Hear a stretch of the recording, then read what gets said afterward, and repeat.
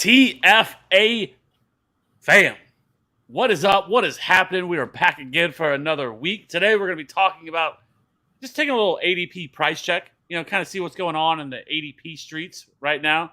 We're really only a week or two away, really, from draft season really heating up, training camps in full swing.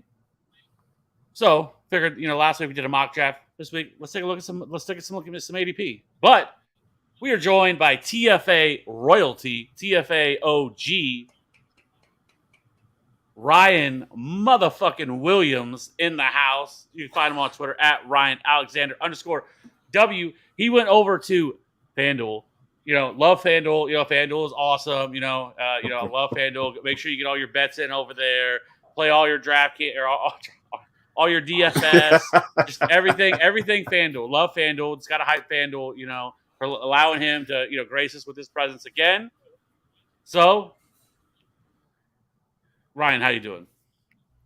Ryan Williams, don't forget the MF. You know what I'm saying? We're here. I'm rocking with my boys, Kevin, Cody. Man, Cody, I can't remember the last time we've been on a podcast together, brother. It's been too long. You know what I'm saying? The COVID season, that got us, and then 2021, things are changing up. You know what I'm saying? But TFA doing big things. I mean, just happy to be here with you boys. Robbie, he didn't want the smoke, so he's sitting out this one, I guess. But I'm happy to be back in, not the driver's seat, the passenger seat this time around. It's like we got the motorcycle with the caddy on the side, and then Cody's in that, and I'm just in the other one. I'm just along for the ride here as Kevin drives the ship. So I can't wait to get into some arguments with Kev. Can't wait to be on Cody's side. I know Cody's been getting put through the ringer on his takes, man, and we got to get it back to the mean. So I'm happy to be here with the TFA Nation as always.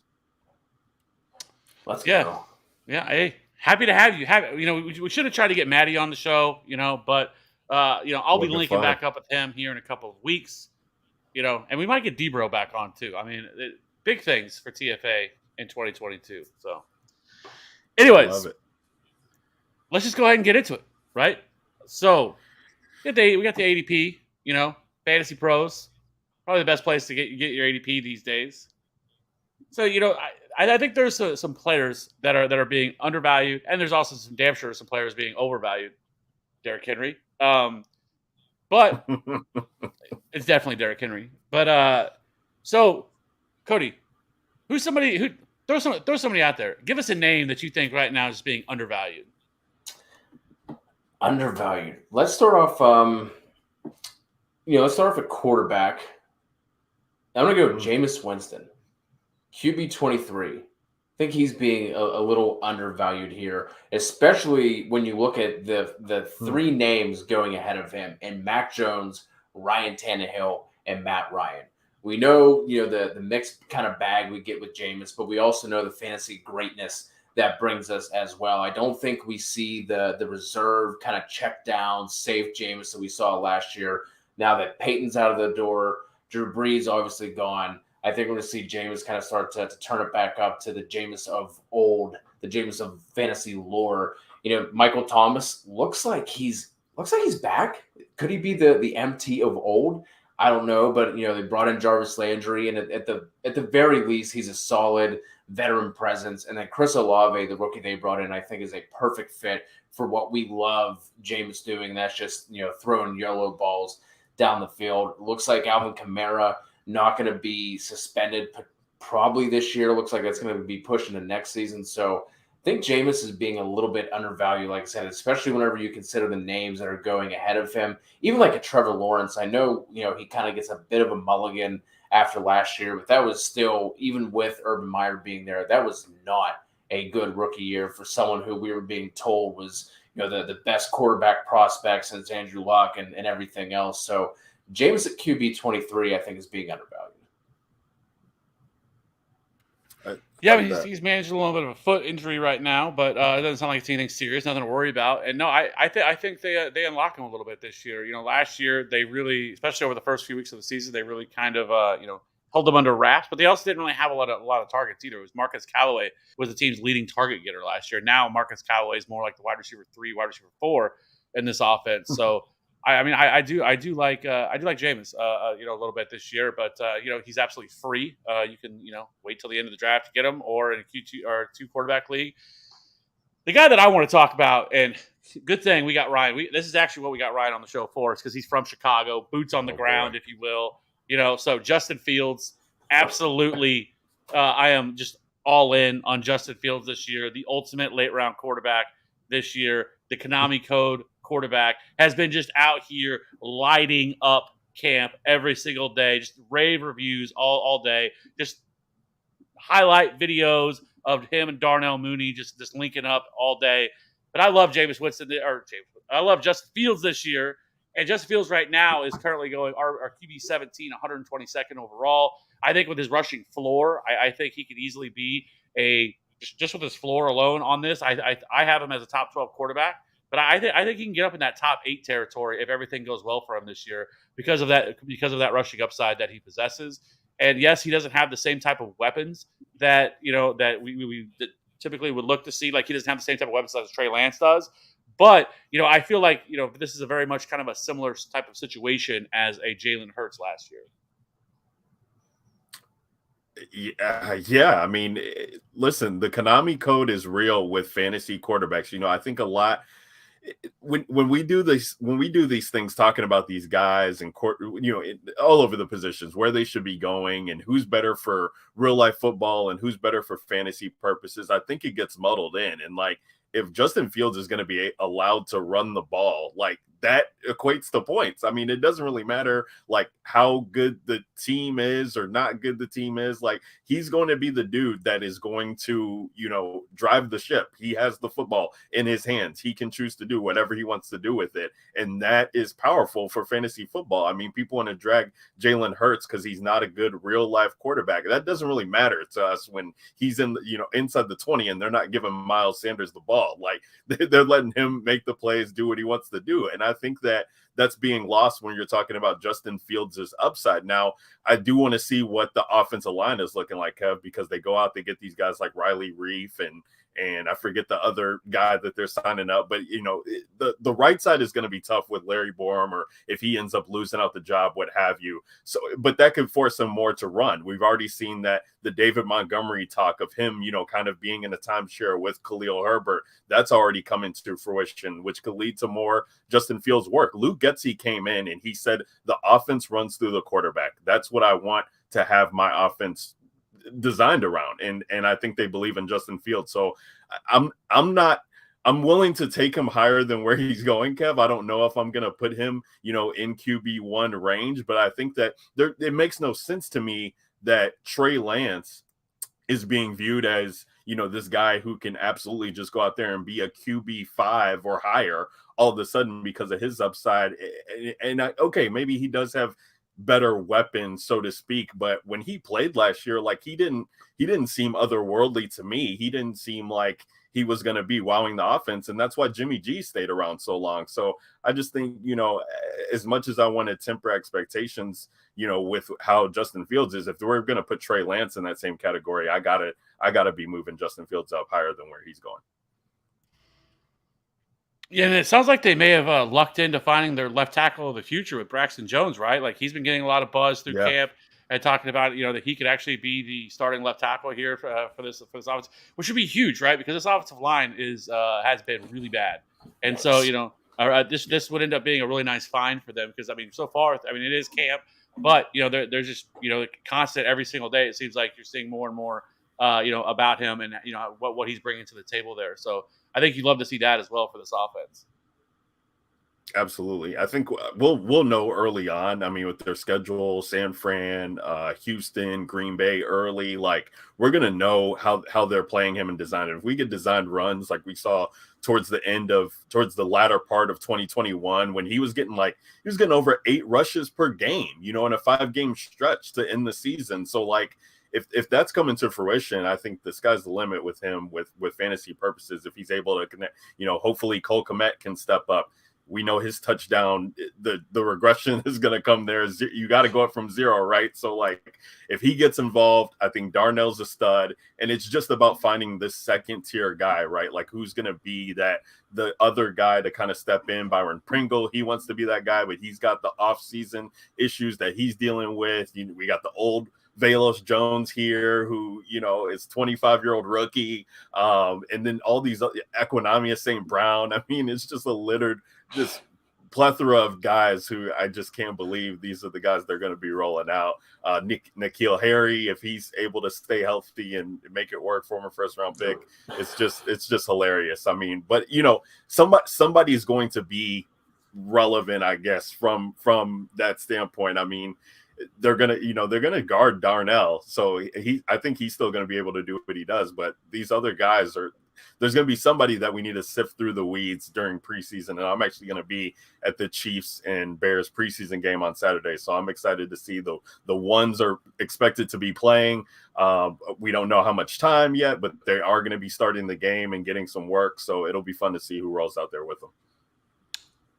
Who knows? Maybe it might be Jalen Reagor, right? I mean, the reports that they're trying to chase for Jalen Reagor. I mean, they're just going after all the former first-round picks that have been bust right now. See what they can do. Right. Bring back Anthony Miller. What is Kevin White doing? Hey, maybe they give him another opportunity. It's still too soon. 4 years later, it's still too soon. I like that though, Kev. I'm with you on buying into Justin Fields rather than just going. I mean, even in best ball drafts right now, like, it's kind of crazy when you think about like pairing him up with some of the QB1s that you can get, and getting him in the double-digit rounds. It's kind of crazy, but all fun. Let's go to running back position. And I don't know if you guys have talked about him already, but I want to get your guys' thoughts on our good friend James Conner.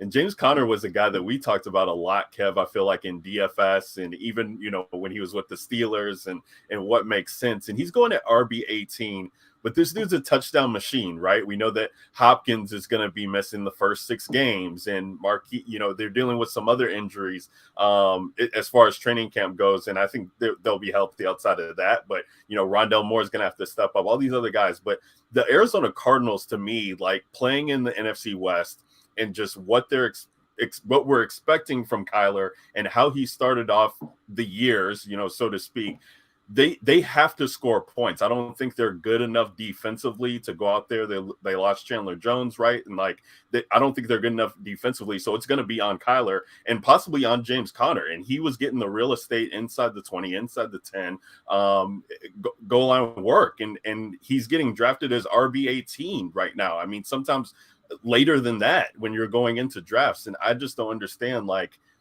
he's a year older, I guess, but they gave him the contract, right? We like to see the running backs get paid, and they believe in him. We love he gets pass game work, the short screens. I think he's going to be great for PPR formats, not just in red zone carry situations. And so when you're looking at ADP here, I had it pulled up here with Fantasy Pros, does David Montgomery need to go above him? I mean, I think Zeke is still the question's still out for me on Zeke. I still think 16 is kind of too low, but Cam Akers, I know Cam Akers is such a Twitter darling that you can't say anything bad about him, but he's coming off the Achilles and didn't really look all that solid coming back from the postseason. And it's an Achilles. It makes sense. I get it. But when I'm looking at these names that are around where James Conner is going, it's like, dude, if Kyler Murray can be legit and he's that guy and people want to take him as a top 6 quarterback and they're talking about running him less, then I got to look at James Conner and be like, okay, if this offense is putting up points, give me a running back who's going to excel in that offense. And RB18 just feels too low with what we've seen from his upside. I don't know 20 touchdowns is going to happen again. That's one of the hardest things to project. But if he's going to see carries that could lead to easier touchdowns to be scored, I think that James Conner is a guy that I definitely want to get after. Yeah, I think early in the offseason, I feel like he was being drafted way earlier, right? I feel like on the Underdog, he was RB 13-ish, maybe. He was right at that RB1, RB2. And I was out at that price, because I know we're not supposed to project and predict injury, but the dude hasn't been able to stay healthy for a full 16-game season, right? So like that was like a little much for me, but it's odd that he has fallen to where he has.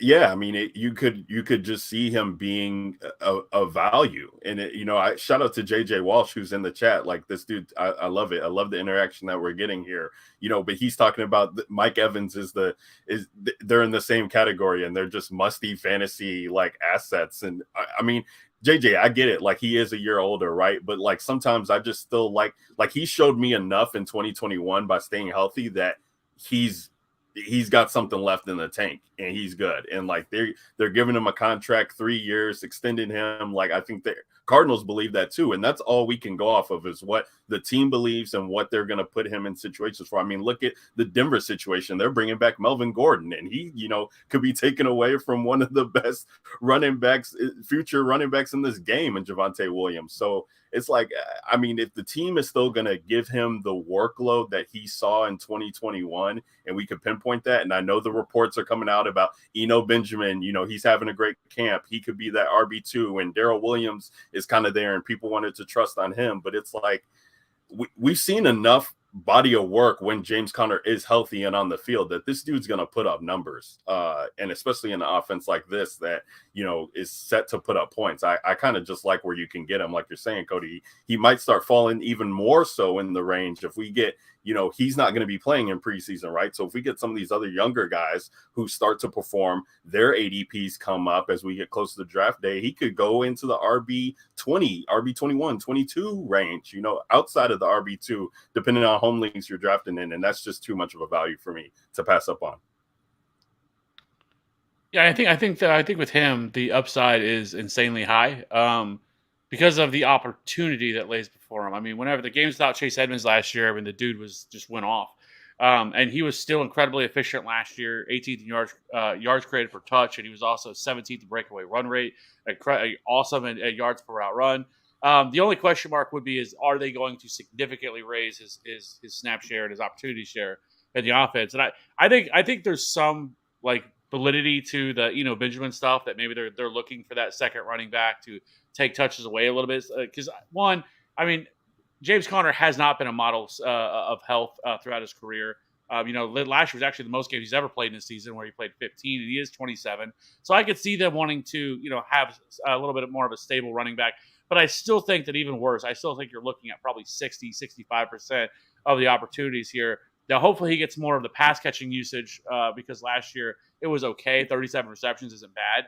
But I think he's a guy that could actually be more involved in that situation, because last year, while he was 7th in fantasy points per game, he was actually 17th in expected fantasy points per game last year. So I do think with James Conner that I think people are probably not as high on him because of the fact that he's been hurt so much in his career.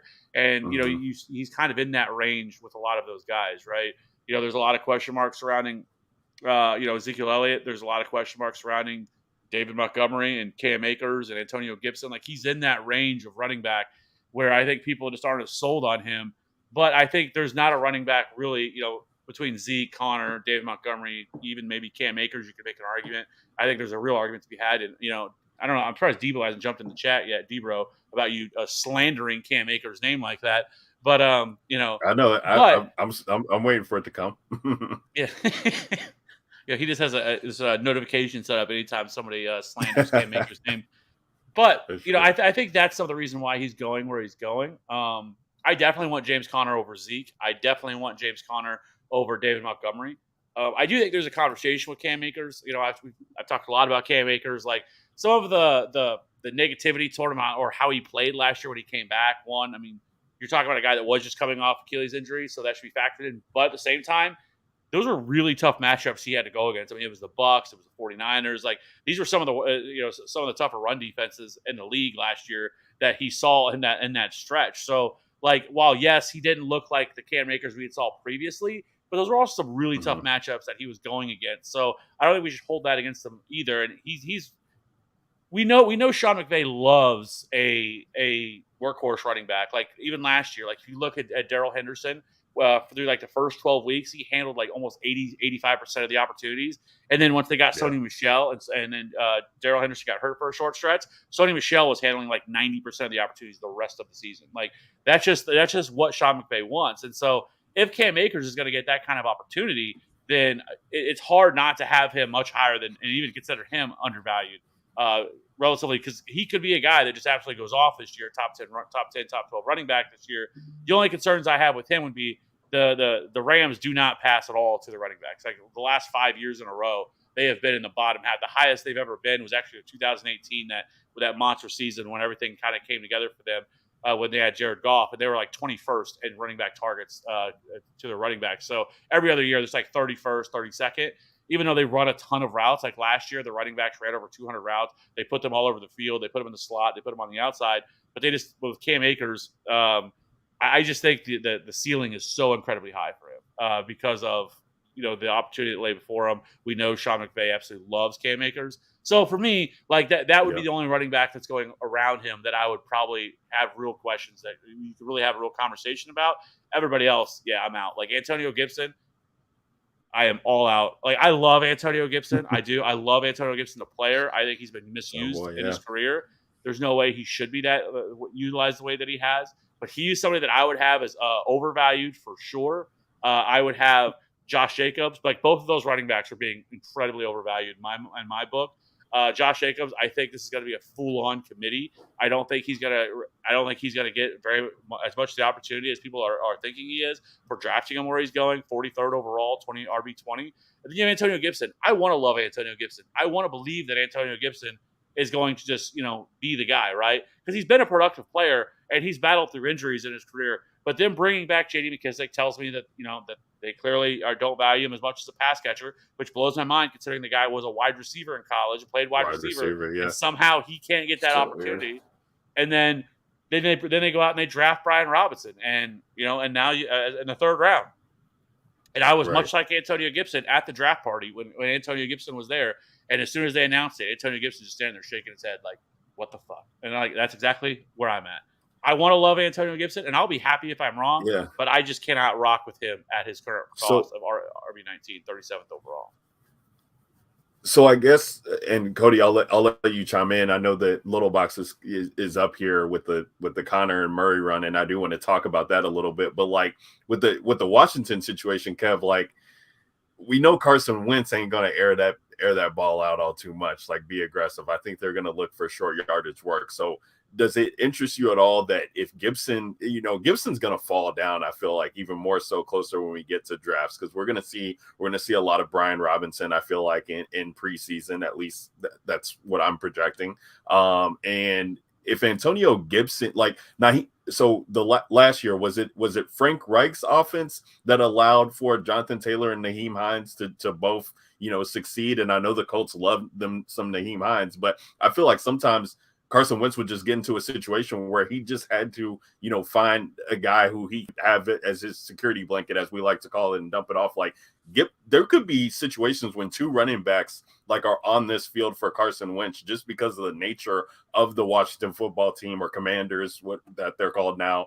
And he could still have some value if they do see that, Kev. Like all this talk about him not being utilized as a running back could end up being null and void if he does get to see a little bit more pass catching work. And I think J.D. McKissic, that was just a value for him to get back in this team. I think the team really rocks with him, likes what he can do. And Gibson's had some injury history as well too. So if he goes down, you got a valve there that you can lean on. But for me, with Gibson, I still think that I'm willing to take a chance on him if he starts, falling way down in PPR formats that we're seeing already. Yeah, I think it would depend on. Yeah, I think it would just depend on how far he fell and what names were around him. But real quick, with Little Boxes over on Twitch is saying, how's Connor effective if Murray runs like he did in 2020? I don't think any of us see that happening. I think it's more likely that it's around what he was last year. That was something that they focused on going into the year. But even if Murray's attempts do pick up, I think Connor only attempted, it was 13.5 carries per game. So it's not like he had some crazy, 22 carries per game. That's really going to lower that floor. So I don't think it would really affect him all that much, to be honest. But I also don't see the 2020 Kyler runs coming back either. Yeah. No. And there's actually I don't see that either. And a lot of reports have said that they're not going to do that. But when you're looking at even the goal line work and 1 yard touchdowns, like from what James Conner was seeing, I mean, they get in the 5 closer, like they're just handing the plotter the ball, let him do the work. And as much as it's made for Cliff Kingsbury having these air raid offenses, like when you look at his rushing production that he's put out and the numbers that he's put out with rushing touchdowns that are scored with this team, like 18, 22, 23 over the past couple seasons, like this dude, when they get into the red zone, he changes his tune. Like he likes to air it out to get down there to scoring position, and then he lets the backs kind of ride it out. So I'm always liking to get on board with Cliff Kingsbury running back if I can. Yeah, I mean, and so as far as some of the other running backs are concerned, in terms of whether they're undervalued, like I think one interesting talking point has been I think the Chiefs running back room because we're getting so much conversation, we're getting so much hype about Isaiah Pacheco really since training camp has started. And then you have Clyde Edwards-Helaire. Like the thing that I think people are missing in the conversation though is that like Clyde Edwards-Helaire is like the guy, like the running back, but we're not really talking about that. We're talking about Isaiah Pacheco, but like CH gets almost most of the first team reps, but we're not really talking about that. But Clyde Edwards-Helaire is going RB 26, 59th overall. This could be the year to buy in to CH because he's a low cost investment, right? Like I'm not, right? Like years past, last 2 years, year one he was a first round pick because the hype got so high, and then last year he was still. I don't remember exactly what his ADP was last year, but it was still really much higher than this. But now his ADP has fallen to a point where I think there's actually some value here with CEH. Like, I don't think he's going, but the thing is, I don't think he's going to get pass catching work, or at least as much as you would think. He's not going to play third down unless he's just improved his pass protection. That's one thing that's going to kill him. But I do think that's how Isaiah Pacheco can get onto the field and actually make this team and actually be involved in this offense. But as far as Clyde Edwards-Helaire, do you guys think that he is being undervalued relative to what he can produce? I mean, RB 26 or no? Are you guys just I'm out on that dog? Ryan, you want to take? I mean, Cody, you're the CEH whisperer. You're the CEH guy, dude. So I'm obviously the anti-CEH whisperer because I had him as like a top 6 back last year, and that obviously did not come to fruition. So maybe this is the year to buy in if I'm hesitant on him. Yeah, I'm concerned to the tune of. And listen, I trust in Patrick Mahomes. Like, I'm still willing to take him. People are dropping down the boards. Like, I think this division is going to be so exciting. I think he's got a huge chip on his shoulder to prove people that, it's not just Tyreek Hill that's making this thing go. And he's going to be able to, let these wide receivers go off and do their thing. Not as explosive as a Tyreek Hill, but I still think they have some pieces. And like, if we can get an offense that is similar to what we've seen in the past, then I think that CEH is being extremely undervalued. And I think it's just so much unknown, right? And I think people were scorned by taking him in the first round in his rookie year and last year not working out. Oh wait, Jerick McKinnon, we're signing him off the street and he's just popping off in the postseason for us. And they did bring him back, but it's not a significant deal. They bring in Ronald Jones. It's not a significant deal. Like Ronald Jones ain't even making a mill. So like, and the fact that Isaiah Pacheco is popping off, like how you're just skipping 2 layers of backs and saying, okay, so I'm out on CEH. Like that has nothing to do with CEH for me. In my opinion, I don't feel like it. That has maybe a little bit to do with, I think, Ronald Jones and what they see as the future of what this backfield could look like, because he's not going to be there for a while. But CEH to me is just, I think he's going to get ample opportunities. I would love it if they utilize him more in the passing game. I know people want to think that Juju is going to get all that short work, and I know you're big on Juju, Kev, but if we could get some of that with CEH and PPR formats, and it's just the touchdowns, right? Like we've seen so many times them get into scoring position. I know you have Kev inside the 10, and you're like, okay, there's got to be CEH, or they got to be running the ball, and they'll run that fake pattern, and they'll end up throwing it. But you don't have a guy like Tyreek Hill now, so I think the packages are going to look so different, and I think they do maybe try and establish the run a little bit more if they can get CEH going. So I'm still holding out hope for him. I think this is still, a top 5 scoring offense in the league, regardless of Tyreek Hill not being there. And like I said with James Conner, I just want running backs who are going to be in positions to score the ball, in red zone position to score the ball, and that's it. And if the offense is putting up 30 points, like I want a running back who's tied to that. So I'm just going to be taking CH. I mean, this dude is going like RB3 territory. Like, what are we doing? It's crazy to me. So and the guys who are behind him, I want to see a little bit more of Jerick McKinnon, because he could worry me a little bit, but I'm not worried about Ronald Jones. I'm not worried about Isaiah Pacheco taken away from CEH. Well, I mean, it's possible that Ronald Jones might not even make the opening day roster. I mean, he could easily. That's what I'm saying. Yeah, right. Yeah, dude, 750,000. That's nothing. But with their depth chart, like it's going to be interesting to see how this plays out, because they're probably going to keep 4 tight ends, and then you have their wide receiver room where they're probably going to keep 5 or 6, and so I don't know if they're going to, they would have to almost keep 5 at this point, because I know they love Derek Gore. So, I mean, they could possibly cut Derek Gore, try to hide him on the practice squad, but he showed out really well last year. Like to me, I think the easiest move would just be cutting Ronald Jones and just keeping, Pacheco, because Pacheco also can return punts and kicks, and that's something they definitely need. So I could see him just making the roster in that situation anyways, because of his ability to be able to do that. And then I just cut Ronald Jones, because and then you keep Derek Gore, who's like a Darrell Williams light, and then you have CH. So, anyways, I could sit here and talk about the Chiefs all day. So I'll wrap it up here, because we can go on much longer than that. So Flappy Chappers. Do y'all think Cook should be taken over Mixon and Harris? 100%. I almost put Dalvin Cook as like slightly undervalued. Obviously, he's still going, mid to late first round. I think he's like RB like 6 or something like that. But I think he should be the RB4 ahead of Derrick Henry and ahead of Najee. I have him squarely ahead of both of those guys. Well, I mean, Mixon is going 10. Well, Mixon's going later. Yeah, it's really Najee and Derrick Henry and ADP right now that are over him. But 100%, like if you're in that back half and the top 3 receivers are gone, Dalvin Cook is like an automatic draft for me every single time.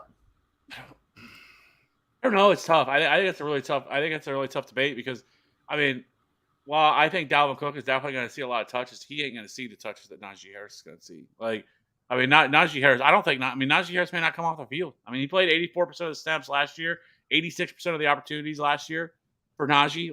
Nothing's going to change. They're not going to change anything. They have nobody else to run out there. 307 carries, 94 targets. It's just hard to find somebody that gets that kind of usage, and nothing has changed in this backfield. Who's the starting quarterback for Pittsburgh week 1? It's Mitch. It's Mitch, bro. It's Mitch. Okay. No shot. No shot. It's going to be Kenny Pickett. No, it ain't going to be Kenny Pickett. It better not be Mason Rudolph. Get out of here. We know Mason Rudolph. You said it. You said it better not, but you can't tell me. You can't sit there and tell me with the straight face that 100% that they're not going to roll out. I'm 100% confident. I'm not even questioning. I 100%. 100%. Yeah. I think like JJ Walsh just coming in, and it's like, people are underestimating. Big Ben was he was on his horse the last ride, whatever the case may be. That dude checked down king. He was giving Najee so much work there. So I need to know, and I do think that the upside is there for Najee if we get Mitch as the starter, or when that is. I don't think, even if Mason Rudolph starts week 1, I'm not saying this dude's playing the full 17 game season, but it will start. I think it would concern me if we're going to lose out on some what could be prime Najee work games because they're throwing out Mason Rudolph because he fits whatever system that Matt Canada wants to run at this particular point in time, and Mitch isn't quite there yet. But that's the thing that worries me about Najee. But I do agree that like he definitely has upside. I think for me the third guy out is Mixon. It's just tough for me with Cincinnati because like just when you're going back and how much production, came in these latter games for them. And when I say latter games, like pretty much the last like 2-3 games of the season, whatever they were, when Joe Burrow and Chase and Higgins were just going absolutely ballistic and they were throwing up points. Like so much of the fantasy production for the Cincinnati Bengals just came in when it mattered the most, in the fantasy playoffs for people when it mattered the most. And I think that's what people are clinging on to. And before that, and he was coming back from the ACL, and the offensive line, they shored up things. So that would be nice. But we just, the drum has been over and over again for Joe Mixon. Like, when is he going to be that guy? And maybe he showed flashes in the postseason for some people, but I still think he's not going to get the full work of what we would see from a guy like Dalvin Cook or Najee being on the field. I don't think there's just any chance. They just have, I don't want to say too many mouths to feed because I want to get away from that, but I just think the offense is designed around the passing game more than necessarily establishing the run and getting the run opportunities. And I'm sorry that clock's going off, so I'm a mute now. Well, I think with Mixon, I think that would be the concern, right? Because they weren't a significant pass happy team last year, right? And until like later in the year, but their schedule is much different this year. Like they're going to have a ton of games, so they're going to have to air it out. And when you have Jamar Chase and T Higgins and Tyler Boyd, like that's what you have to do. And so for me, and Joe Mixon's likely not going to get a lot of pass catching work because like. It's going to go to those guys, and then they have Chris Evans as well. We'll see if he mixes in more, but I just don't think they're going to run as much as we've seen in the past. Now he's still going to have a lot of goal line opportunities. The touchdown upside is still definitely there for him, but I don't know if the overall workload is going to be there as much as it will be for Dalvin Cook or a Najee Harris. But the thing you brought up about Najee Harris though, or about the Big Ben thing, but like. Some of that's a little overblown because like we saw a guy like Tariq Cohen, with the Bears, get 90 plus, 100 plus targets, from Mitchell Trubisky. Mm-hmm. Now, obviously those offenses were a lot different because there was nobody fucking there to throw the ball to. So that was kind of the only right. guy in town that they had to utilize. So I understand that, but I don't think it's going to be some dramatic drop off where he's going to go to like 50 targets this year. Like I still think that he's probably going to be pretty high up there. I think even a range of outcomes of saying like 70, 80 targets, I think it's still probably pretty fair for him. Because he's just never going to come off the field. And so, and I also think where he could make up for a little bit too is his touchdown usage. Because last year he only had a 2.6% touchdown rate. And if you compare that to where his carries were, like it should have been significantly higher. Now, obviously the Steelers offense was dog shit last year and was just terrible. Right. And, I don't see how the offense can be worse than what it was last year. The offense was so one-dimensional and it was literally everything short, intermediate. Okay, so I think now that you at least have a quarterback that at least throw the ball down the field. You have great pass catchers, and then obviously we're hearing a lot about George Pickens. Apparently, is the next Randy Moss. They're comparing him to Randy Moss there in Pittsburgh, which is hilarious to me. I love George Pickens, but what are we doing here comparing him to arguably the greatest wide receiver of all time? Like, anyways, yeah. So yeah. Yeah. So real quick, one, I want to plug the Dialed In podcast that we have with our guy David Berger, who's talking to beat writers at training camp, and he had Ben Baby from ESPN who covers the Bengals, and Ben was saying that he point blank asked, like, is Mixon going to be more involved in the passing game? And the coach's name is escaping me. Why can't I think of it? Anyway, he basically said Zach like, where are those targets?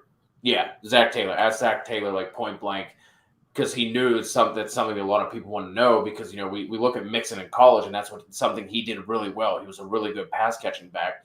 And it's ironic now that they're using Samaje Perine, his backfield mate at OU, and they're using him as the third down back. But anyway, they asked him point blank, is he going to get more targets? And he said, and Taylor said, like, where do you want those targets to come from? Like, do you want us to take them away from Chase? So it really doesn't seem like they have any interest in using Mixon more in the passing game, which is obviously going to limit his upside. And I do think the defense takes a step back. Like I think they played a little bit above their pay grade last year. So I think between the schedule, getting in more shootouts, you know what I mean? I think Mixon is. I think he's appropriately priced. Yeah, I would agree. I still would lean Dalvin Cook in the conversation, but it's super close between the two of them. So, and then this Deontay and Claypool both have injury concerns. Deontay, what do you mean? Deontay has no injury concerns. I mean, he played 16 games in 2019, 15 games in 2020, and 16 games last year. He missed 2 games. Well, I think he had something, right? Soft tissue, something. Oh, I'm not worried. I'm not worried about that whatsoever. Yeah, that's whatever. But, anyways, it does need to be Mitch though. I think it needs to be Mitch for me to buy into Najee. I wouldn't take Najee over Dalvin. I wouldn't take. I probably wouldn't take Najee over Mixon, right as it stands right now. But if I need it to be Mitch as the starter. What a sad and time. Mitchell Trubisky, we trust. Okay, it's gonna be fantastic. There is also the news coming out of Steeler camp that all of the quarterbacks look like dog shit. One of the beat writers literally said, "You guys are going to miss Big Ben." That's how bad the quarterbacks have looked. So this is something I actually wanted to ask. This is what I want to ask you guys about. Well, one, have you guys picked up your Mr. Trubisky Steelers jerseys yet? You guys got those? You guys Stop it. Should be here in a couple weeks. That's enough. Anyway, that's enough, Kevin. when it comes to when it comes to a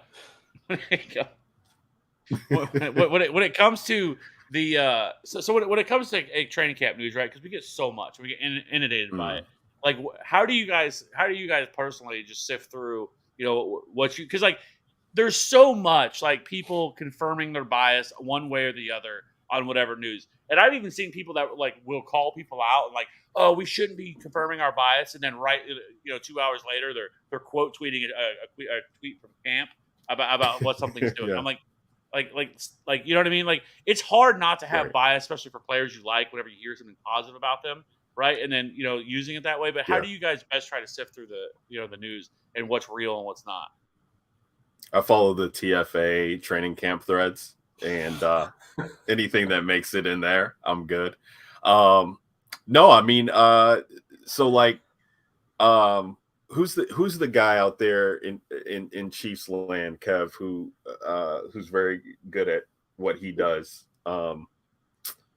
He's been a guy that I know you guys have had on before. I think that there's guys who have been covering a team for a significant period of time. That's what I like. I try and stay away from, I don't want to throw names out there, but there's some blogs. I try to stay away from like that type of like bloggy stuff.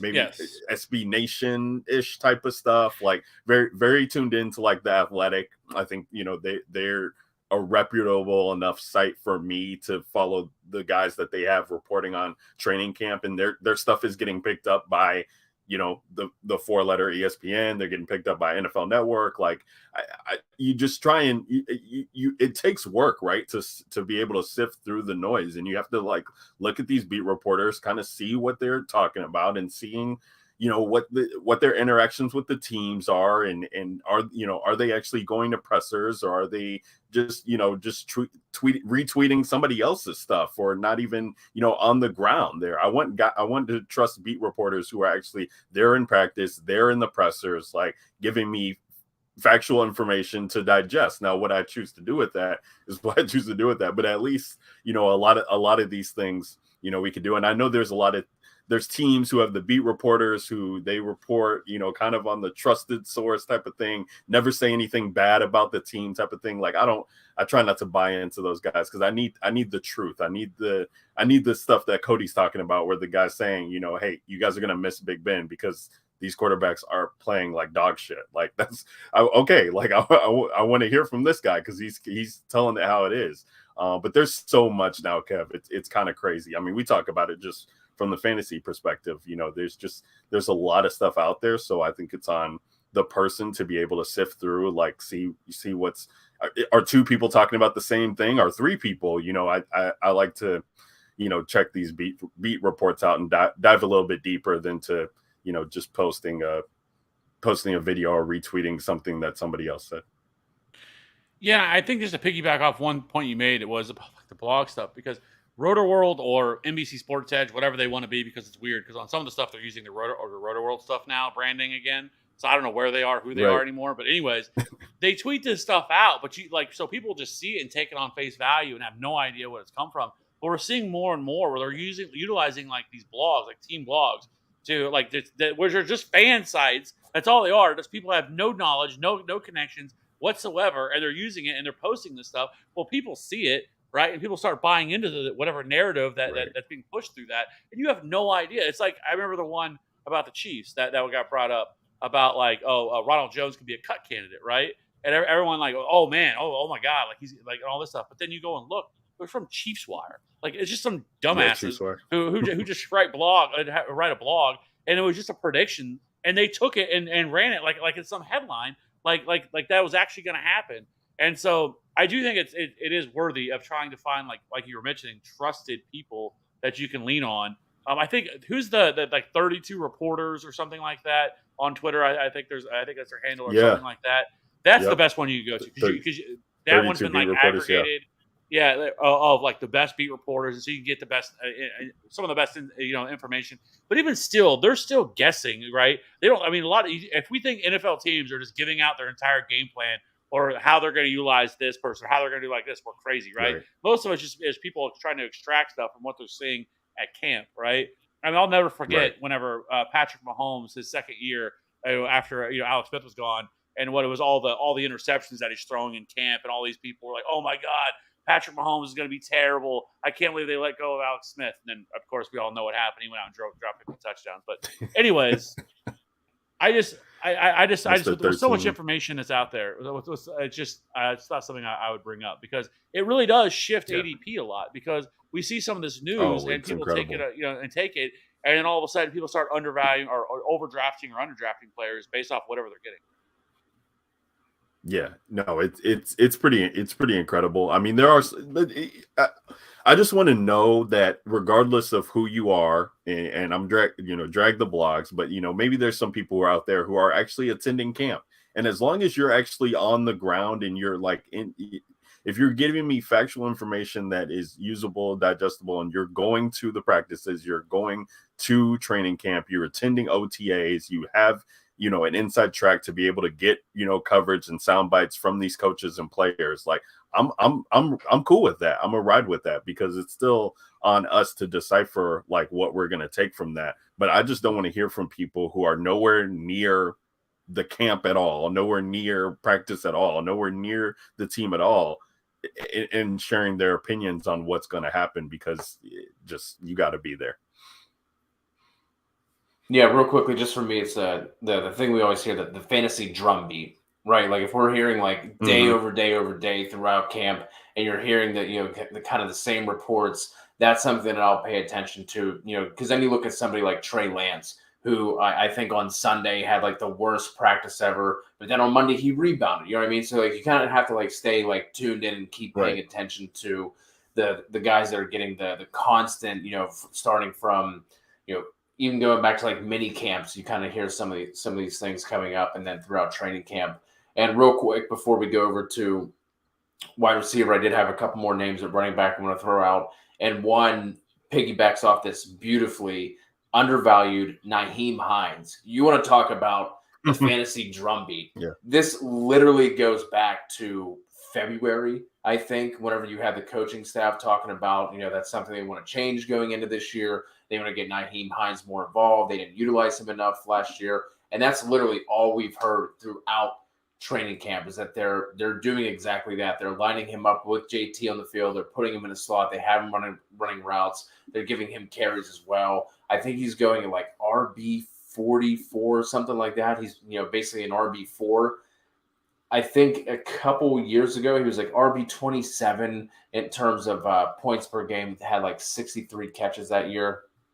I don't think he's going to be someone who's going to win you your league, But if you're able to get somebody who's going to give you standalone flex value in that range, like I said, RB 40-ish range, and then, God forbid, if anything happens to Jonathan Taylor, that depth chart is doo-doo. I think it's like Phillip Lindsay, Tyson Williams, and a couple UDFA guys. So if anything happens to Taylor, like he's, it's wheels up for him. But Hines, the guy who I think is undervalued. Chase Edmonds, also undervalued for me. He's one of my favorite mid to late round picks. Seemed to be the only running back that Miami has coveted throughout the offseason. Michelle came in late. Mostert was a minimal, salary guy. Obviously has the history with the 49ers and McDaniels. And I don't think he's going to have a workhorse type of load, right? Like you're not going to look at Chase Edmonds and get, 20 carries per game and, 6 targets or anything like that. But at RB 33, you don't really need him to be a workhorse. So, he's going to be behind that beefed up offensive line. Like I said, McDaniel's going to be out there scheming him the offense for him. So love Chase Edmonds. And also Chase Edmonds was the first piece of content I did for TFA. Back whenever we had a website, Chase Edmonds' rookie profile was the first piece of content I did for TFA. So that's he'll always have a soft spot in my heart. And then one I want to get your guys' opinion on. I kind of had a little trouble coming with an overvalued running back like Jacobs, Gibson. We talked about them, but I think they're going to continue to drop. What about AJ Dillon? Now I get why he's going where he's going, right? RB 25, like it makes sense. But last year he was RB 29 in points per game, over 1,100 total yards, 7 scores. I think he saw the 12th most red zone touches, 20th in carries. He's not going to get more targets, right? Like that's going to be Aaron Jones' bread and butter. I know it's what a lot of people are starting to think, that Aaron Jones is going to be way more involved in the passing game because of the status of the Green Bay wide receiver room. But obviously outside of a Jones injury, because then Dillon is just a plugged in RB1 each and every week. Right. But like I kind of feel like maybe not overvalued, but he's like being drafted at his like ceiling right now, and there's not a lot of room for him to move, like I said, outside of an Aaron Jones. So like he was the one I looked at. I think like I don't know if overvalued is the word, but like a running back where like it's a little, it's getting to the point where like if he goes any higher, like I'm going to be out. You're going to be out on AJ Dillon. Is that what you're saying? If he continues to climb, yeah, because like I said, RB 25. I mean, 12th in red zone touches last year. You know what I mean, the whole bit. Like he could be more involved on the ground. You know what I mean, if they're going to be using Aaron Jones more as a pass catcher, but RB 25 just seems like that's like the limit for me. Yeah, I mean, listen. So with Green Bay, like. And I do love Aaron Jones. Like I think Aaron Jones, he's going to be involved every way, shape, or form. Just on how Aaron Rodgers operates the offense. Like I don't really care who's there and new offense coordinator or whatever. Like Aaron Rodgers is back for at least 2 years. What we think. He's going to make these calls, and so like I just have to imagine like this is one of the quarterbacks who loves throwing the ball in the red zone. Like he does not.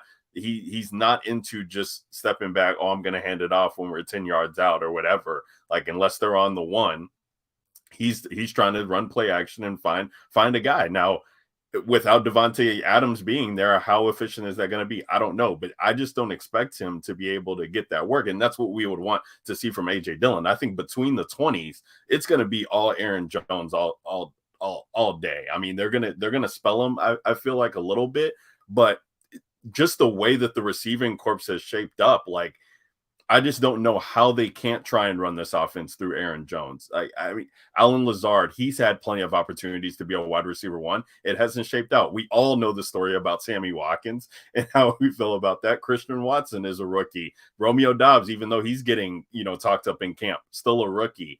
Robert Tonyan coming off of injury, but I still could see him possibly being leaned on if Aaron Rodgers needs to find somebody to trust. I mean, Aaron Jones is the one piece of that offense I feel like we know we can trust. And if you believe that Aaron Rodgers, this is a back-to-back MVP, if he still has, something outside of the number one wide receiver being gone, I want to see it. But because of the number one wide receiver being gone, I'm going to the next best option in that offense. And just the pass catching work and what we've seen from Aaron Jones over the course of time, like, and in games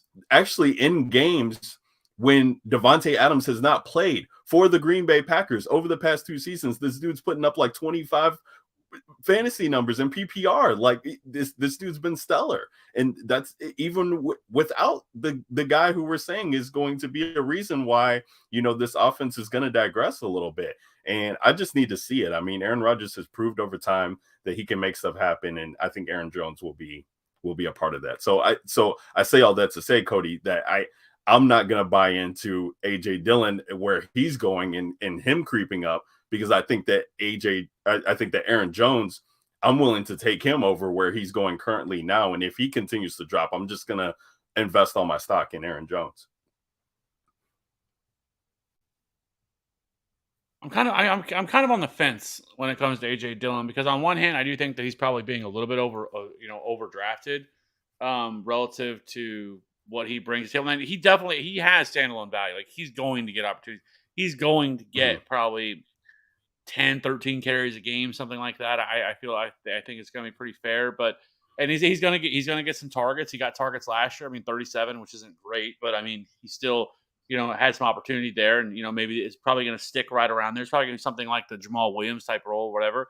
But like, I think people are looking at AJ Dillon and thinking that he's going to come right in and he's going to get all the goal line work, which really isn't true. Because last year, I mean, AJ Dillon and Aaron Jones, and Aaron Jones played in 2 fewer games than what AJ Dillon, and they both had 6 goal line carries. So it's not like that it was all AJ Dillon getting all the goal line work last year. And I don't think that really changed. Like, Aaron Jones is 100% going to be involved in this offense as the pass catching running back, because they just don't have anybody else that's reliable as a pass catcher. Like, this is probably one of the hardest situations to try to parse through of who's going to be the Aaron Rodgers number one wide receiver, because they just don't have anybody. Like, is it going to be Alan Lazard? Is it going to be Christian Watson? Is it going to be Randall Cobb? Or Romeo Doubs is now the flavor of the week of the last couple of weeks that people have talked about. But like, there's just so much uncertainty with this entire offense outside of Aaron Jones, really, that I feel like that, he very well could see 100 targets this year. And that's not really like a hot take.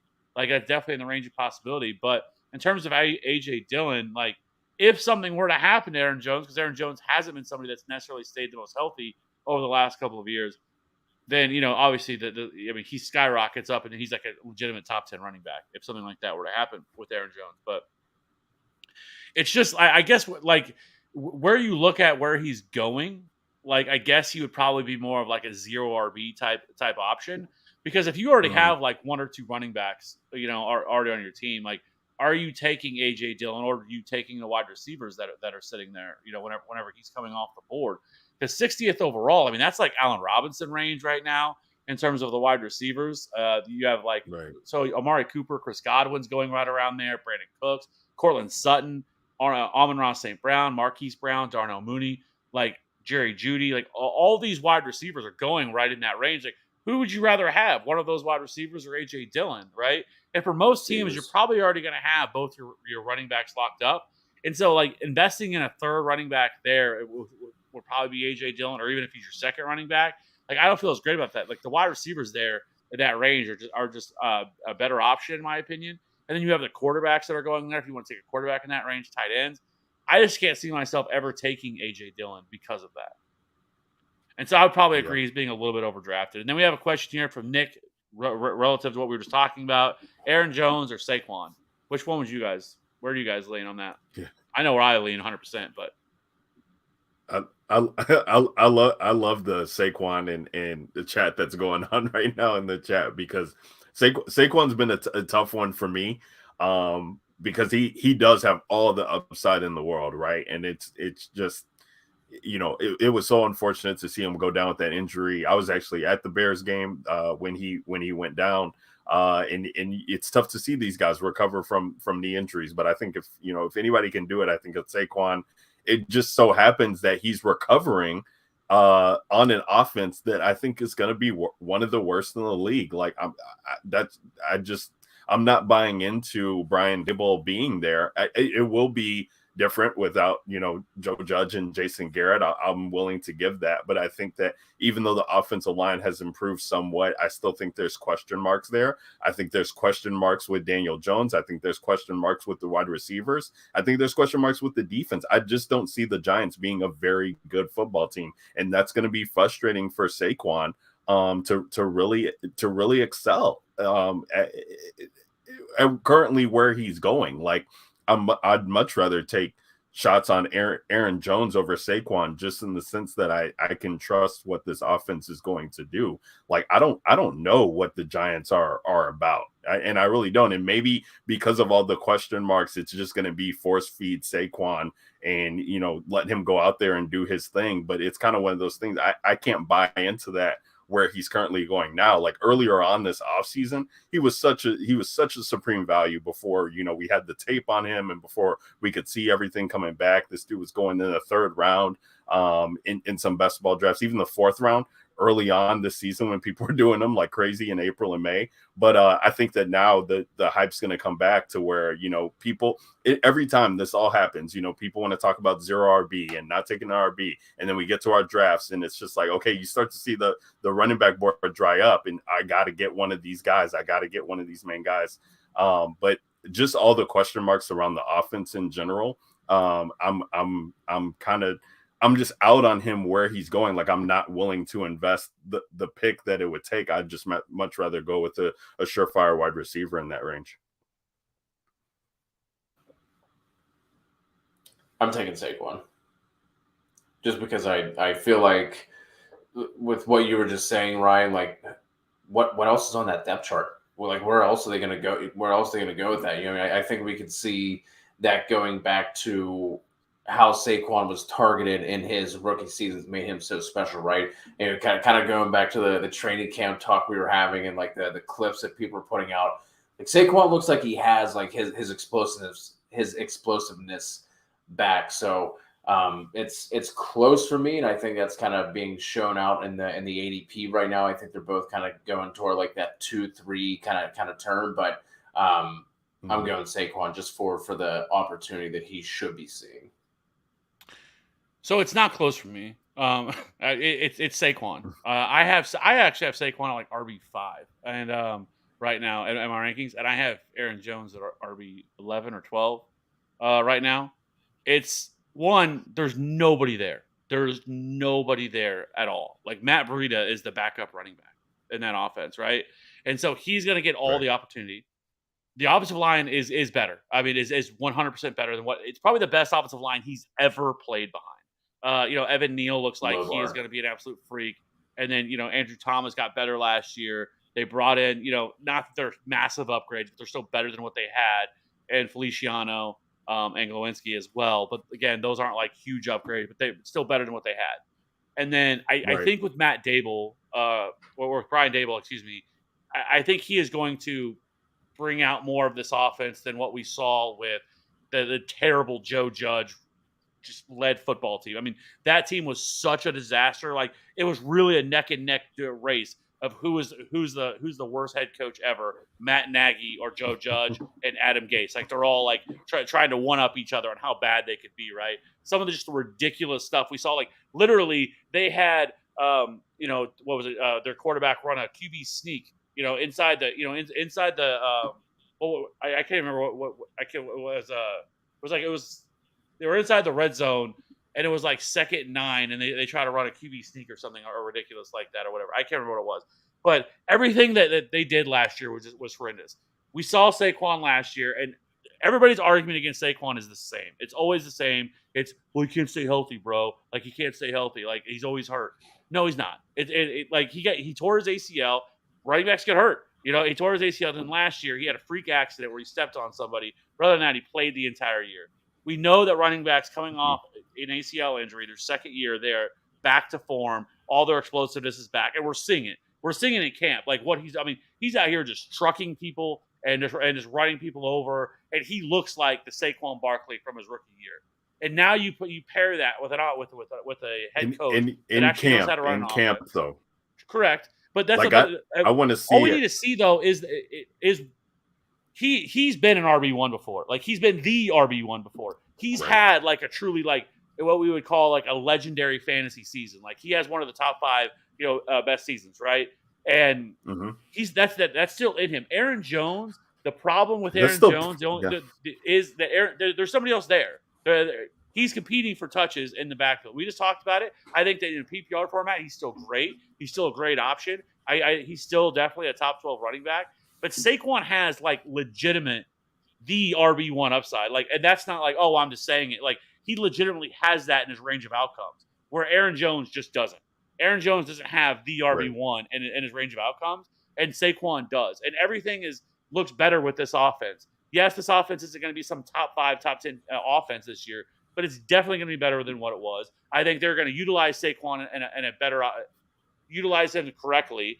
And so with all that, like I just think this offense is going to be better. I think it's going to be more explosive, and I think it's going to help Saquon Barkley. And so for me, it's Saquon Barkley because his ceiling is so high, and he looks back to being the guy he was. What do we think about Dameon Pierce in Houston? Again, going obviously the training camp buzz starting to come out with him, looking like he's the best RB in Houston. Again, low bar with Rex Burkhead and Marlon Mack. I mean, for me, I think he's fine where you're getting him. He's more of a best ball target for me because of that.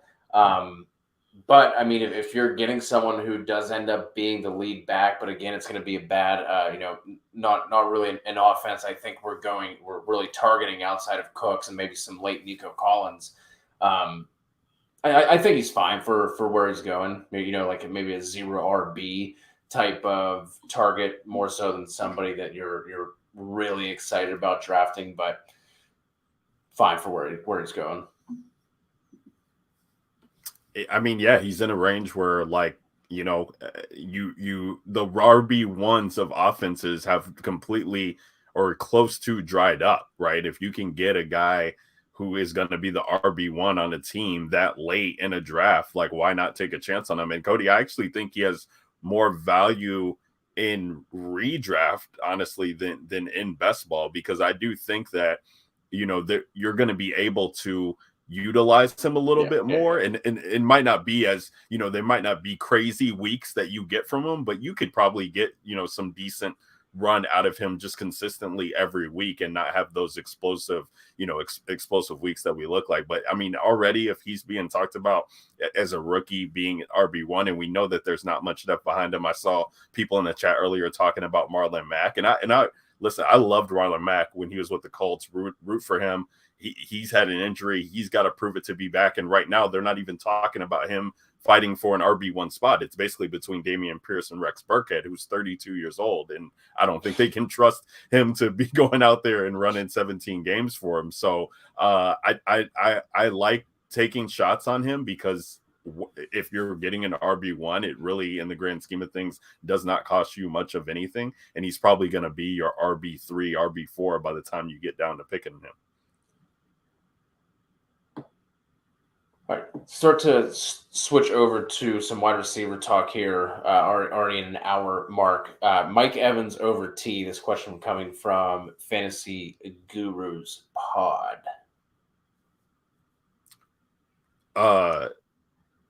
I'm taking him over T. Higgins for sure every time. I mean, people love the Cincinnati Bengals offense, and I get it. And a lot's being made of their Week 17 matchup this year, and we saw all that production from the fantasy playoffs last year. But we don't have the Chase narrative of this guy can't catch balls, and he's not going to be struggling to go in to kind of hype up what T was doing. I mean, T's going to pop off. I think these Cincinnati guys, they're great best ball targets, but when we're talking about redraft, I think there are going to be some frustrating weeks for these guys. I still think Chase is going to go out and get his. Maybe it's Mixon, whomever, but like Mike Evans he's just that dude with Tom Brady. Like, he just trusts him so much. There's no Gronk now.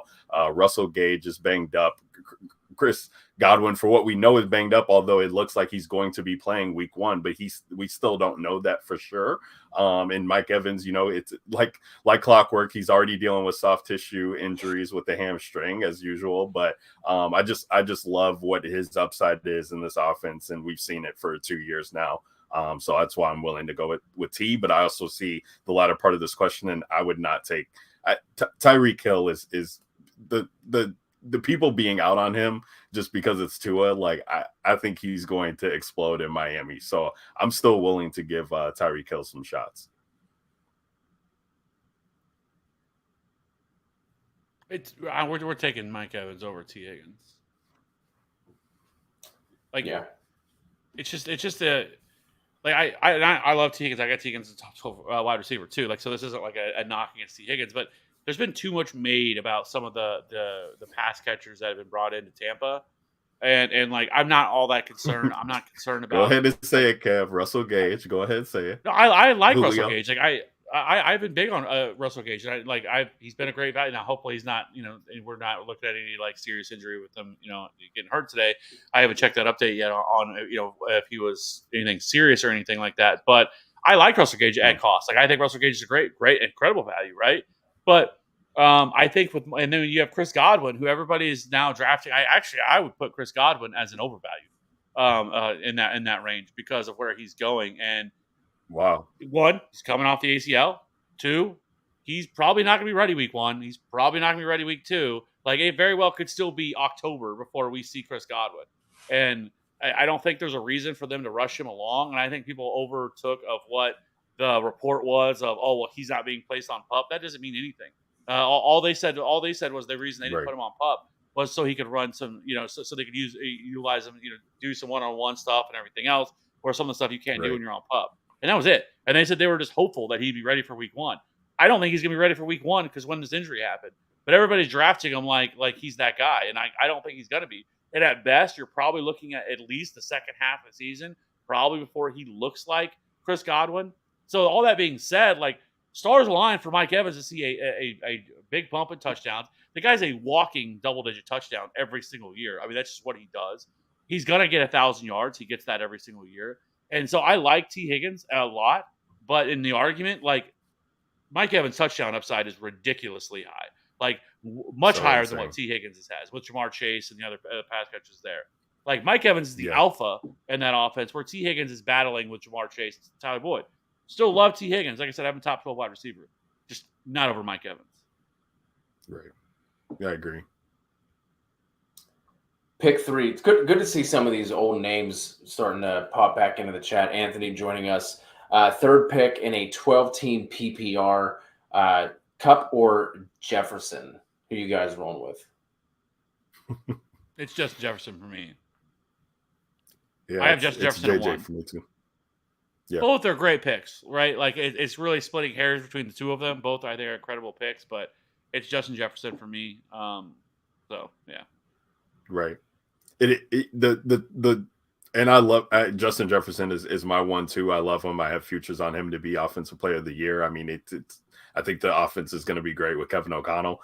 It's just funny that this is now the second time for Justin Jefferson that he's following in somebody's footsteps. Like it was, they got rid of Stephon Diggs and Justin Jefferson comes in and can he be that guy to replace Stephon Diggs? Okay, yeah, he just goes out and does what no other rookie can do at the wide receiver position.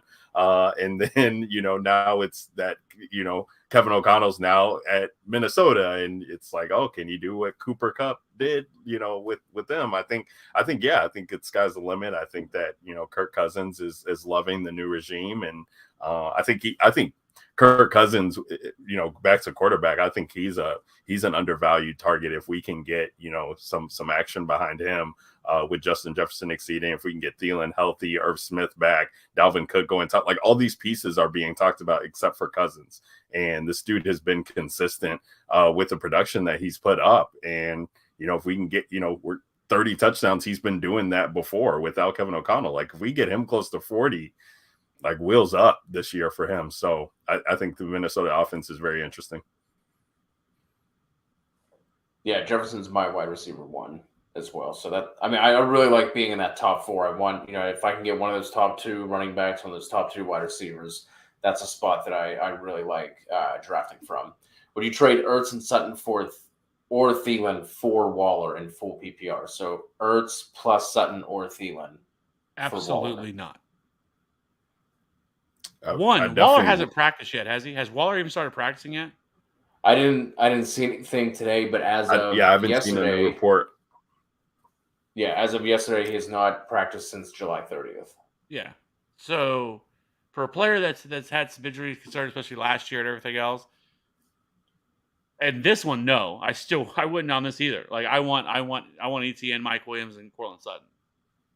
Yeah, I do too. Dude, Mike, yeah, like that's just way too much, dude. That's just way too much for me.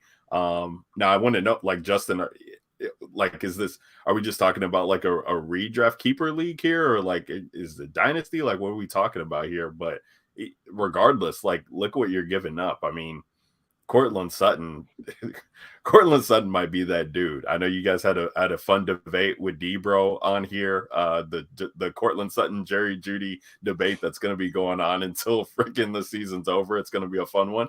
But he just like the chemistry that he's been showing with Russell Wilson already, and the Tim Patrick injury, just he's going to be a tremendous upside this year with him.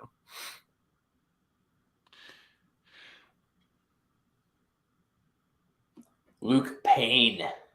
Would you trade Eckler and Keenan away to get Devonte Adams, CeeDee Lamb, and Akers? One, if that's his real name, that is an awesome name. Like, just it's supposed to be a football player, Luke Payne. I mean, you got lucky with that one. I mean, it's like about to rip off the edge. Yeah. Right. So. Yes, absolutely. Adams, Lamb, and Akers for Eckler and Keenan. Yes. Yeah. Redraft PPR. Yeah, that's nice. For sure. All right. Any what wide receivers are you guys looking at in terms of overvalued and undervalued? And we'll try to.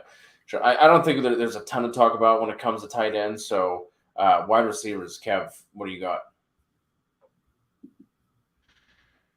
Well, I mean, we already talked about some. I think one. I keep looking at like Hunter Renfrow, right? Like 30th wide receiver, 75th overall. I just can't with that. Like I just too high. It's too high. Like there's going to be a target squeeze here in this offense. Devonte Adams, Darren Waller when he's healthy, Hunter Renfrow. Like somebody's getting squeezed out of here unless you think that he's going to be like a top 3, or he's going to be. Unless you think that you look at this and you think that Hunter Renfrow is going to get more targets than Darren Waller, I don't see it. And like a lot of Hunter Renfrow, especially last year, his big weeks came once Darren Waller went down because they both play a lot in the slot, and so I think that's going to hurt Hunter Renfrow. And I'm not in on Hunter Renfrow. Like I think he can be fine, but he's never going to be somebody that like just looking at the wide receivers going around him. I just think there are wide receivers with much higher ceilings. I mean, literally, Allen Robinson is going 4 picks right around him. Gabe Davis, the upside that he brings.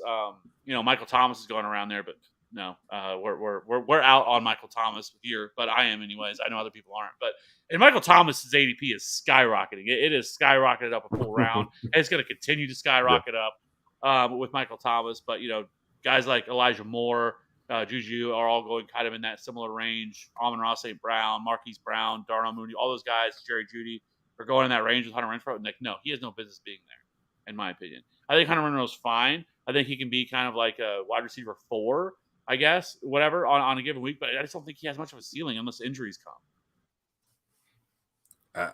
I love Renfrow. I'm not going to say he's undervalued. I mean, I guess I am saying he's undervalued, but not by much. But I just think those other 2 guys just make it easier for Derek Carr to be able to find him and get him peppered with work. And I do understand that, Kev, that, we're looking at production and it always guys are stepping up when players are out, right? So I guess there is some concern to that, matter of fact. But I think that Devonte Adams just makes this offense so much better and allows defenses to just, placate on him more. And they already were, pinpointing Waller if he comes back to fruition, and Renfrow is just going to have this low A-dot work that's just available to him. They're not going to throw the ball to Josh Jacobs. We'll see what Kenyon Drake adds to this offense, but I just think he's in such a prime spot to just be such a PPR monster, compiling stats. Now, the touchdowns, I guess, would be a little bit concerning, but again, it's just from a PPR standpoint, I just want a guy who's consistently going to be on the field and seeing work. I think that is with him. So I'm willing to take a shot on a guy like Renfrow, at where he's currently going right now, because I think the upside is great. I think this Raiders offense, again, like these teams in the AFC West, like I just want so many players from the AFC West, because these games are going to be absolutely bananas with these offenses. I mean, they are going to be some of the most high scoring games. I mean, these games need to be on national TV all the time, because it's the matchups are just going to be incredible. So I think that he will have some great weeks to be able to fop off. The wide receiver that I was looking at, I actually got two. One's way down the board, but a guy who's going just a couple picks after him is like, what's Rashad Bateman got to do? I mean, what's he got to do? He's going wide receiver 38 is what I'm seeing him at right now, and I just couldn't believe it. Like I kept scrolling. I'm like, where the hell is Bateman? He's the guy in this offense. I mean, wide receiver. I know Mark Andrews is still there, but even then, like I think the regression is going to come back with Mark Andrews. It's been talked about before, but a lot of that production came without Lamar Jackson being out there. It was Huntley who was out there and putting up those numbers with Mark Andrews. Now, Mark Andrews has a rapport with Lamar Jackson. I do think that's being overblown a ton, but when we're talking about the situation here, there's no Hollywood Brown. Like Rashad Bateman is going to be that dude. It's not going to be, Devin Duvernay and all these other guys. Like, no, it's going to be Bateman. This guy was already putting up numbers when he was able to get into the lineup and starting role last season. And now with Lamar being healthy and getting him for a full 17, like it's a wide receiver 1 that's going all the way down almost to wide receiver, into a wide receiver 3 range. It makes no sense to me how he's not getting love. And, I think J.K. Dobbins coming back and, Lamar being back, it's like they're going to run.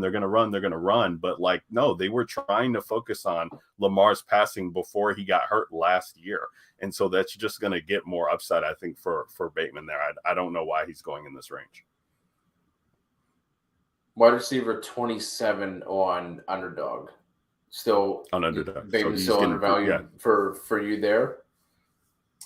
I think so. I mean, I think he deserves to be in the wide receiver 2 range regardless. He should be going in the top 24 when we're talking about the work that he's expected to be seeing. I don't know who else is around him, but I've been trying to take him like as my wide receiver 3. Any chance that I can get to start the draft, I think that he has this upside. I think he's going to put up numbers with Lamar. It's going to be fun. So if Lamar is going to go out there, sling it around, taking shots on him for MVP chances, I think is fun. So I'm in on the Ravens offense. So my undervalued, it's funny. They're kind of the flip flop on Fantasy Pros and Underdog, Ryan. Adam Thielen, kind of the complete opposite. Okay. So on Underdog, wide receiver 35, but on Fantasy Pros, wide receiver 28. Dude has been wide receiver 14 and 11 in points per game the past 2 years. Obviously, his thing has been health, but again, we're not going to try and predict injuries. All we've heard this offseason is Vikings are going to be passing more, going to be running more plays, more 3 wide receiver sets. And then the recent piece of training camp news is Adam Thielen is the guy in the red zone. Like they're just locked in on Thielen. And that's what he's been. That's where his fantasy values come in the past 2 years, right? With double-digit touchdowns both seasons. So if you can get him anywhere between that 28 to 35 range, I really like Adam Thielen this year. Kev. So you want to draft? So you say Hunter Renfrow is undervalued, and I say why not just draft this guy who's going significantly later on what could be a better offense with a better quarterback, who's also the team's wide receiver 3, and that's Tyler Boyd. Wide receiver 51, 123rd overall. I think he is by far one of the most undervalued players in all of fantasy football because of what he brings to the table. I mean, we're talking about a team that doesn't have really a solidified tight end. I know Hayden Hurst is there, but whatever. We're going to talk about that another day. But they're going to run a ton of 3 wide receiver sets, and so he's going to be on the field a lot. This is a player last year who had 94 targets in that offense last year, almost a 19% target share last year. Was a borderline wide receiver 3 in fantasy points per game, was the 32nd overall, 11.5, almost 67 receptions, almost 900 yards and 5 touchdowns. But he's going so damn late, and it makes zero sense to me. They're still their slot wide receiver. I don't really get the why he's going where he's going. He should be going in like this 8th or 9th round. I think it's somewhere right around there with this offense. I think like I said, this offense last year wasn't. They were middle of the road in terms of passing rate. I think we could be looking at a top 5, top 6, top 7 in terms of. So that's a big jump. And again, there's not a lot of there's not like there's all these other weapons. Yes, there's Jamar and there's T. Higgins for sure. But Tyler Boyd could still carve out a pretty nice role. I mean, last year had about 6 targets per game, and I think 6, 7 targets per game for him is right there within the range of possibilities. But he's going so incredible. Like he's the guy that everybody just forgets about. Our wide receiver 50, 123 overall is egregious for the level upside. And then if something were to happen to Jamar Chase or T. Higgins and one of them got hurt, it is wheels fucking up for Tyler Boyd. And so Cody, I'm upset that he's been your ride or die for like the last 2 or 3 years, and then you don't even bring him up. So yeah, but I think Tyler Boyd is a terrific value. I'm here for it. Way too also low. Here for the week 1 start sits are already coming in. They're starting to trickle in already. Twisted wants to know T. Higgins or Juju. So we have the Chiefs going up against the Cardinals. Just pulled this up because I just had to know. 53 is the total in that game, and then the Bengals play the Steelers with a just super hefty 44.5. Who you guys going here? Wait, say that again, Cody. Who are you starting between T. Higgins or Juju? Oh, Juju. 53 is the total in the Chiefs-Cardinals game, and then the Steelers play the Bengals with a total of 44.5. I would start Higgins, I think. Yeah. It's going to be a while for me to get on the Juju redraft bandwagon. For week 1, yeah. For week 1, yeah. So give me the Bengals there. And I know earlier, Ryan, you were talking about the people who are off of Tyreek Hill. I have Debo and Tyreek as overvalued. Just slightly with Tyreek. Like he's right on that like wide receiver 1-2 fringe for me, going at wide receiver 8. I just feel like in this offense there's going to be less volume, and I know Kev, you've talked about this a ton already. And one of Tyreek's years where he was still a top 10 option, only had like 130 targets or something like that. I just think that there's still going to be a difference between the Kansas City offense and this Miami offense. I think they're going to be running fewer plays. I think the pass volume is going to be lower as well. Tyreek is still going to get his. I'm not fully fading Tyreek by any means, but at wide receiver 8, that's just a little too rich for my blood. And then with Debo, it's kind of the similar-ish reasons for him. I don't see the targets being there for Debo this year. The same as they were last year. And I know if we take away his rushing production, he was still, wide receiver 10 or something like that. I trust me, I get it. But I just think with Trey Lance, as much as I love him, and Kevin on our hot take show, we talked about him as a top 4 quarterback for 2022. There's still accuracy concerns, and we're seeing that being fleshed out in some of the training camp reports where he's kind of on again, off again. And again, I just don't think that the overall volume is going to be there for him. And then you have to talk about, Kittle missed a couple of games, and then Brandon Ayuk spent like the first half of the season in the doghouse. So I think if all those things level out, Debo is just a little overvalued for me at wide receiver 6. Fair enough. Yeah, I can never get myself to draft Debo, but I mean, I was out on him last year, and look how that turned out. So that was a fun ride. But where do you have Jalen Waddle, Cody?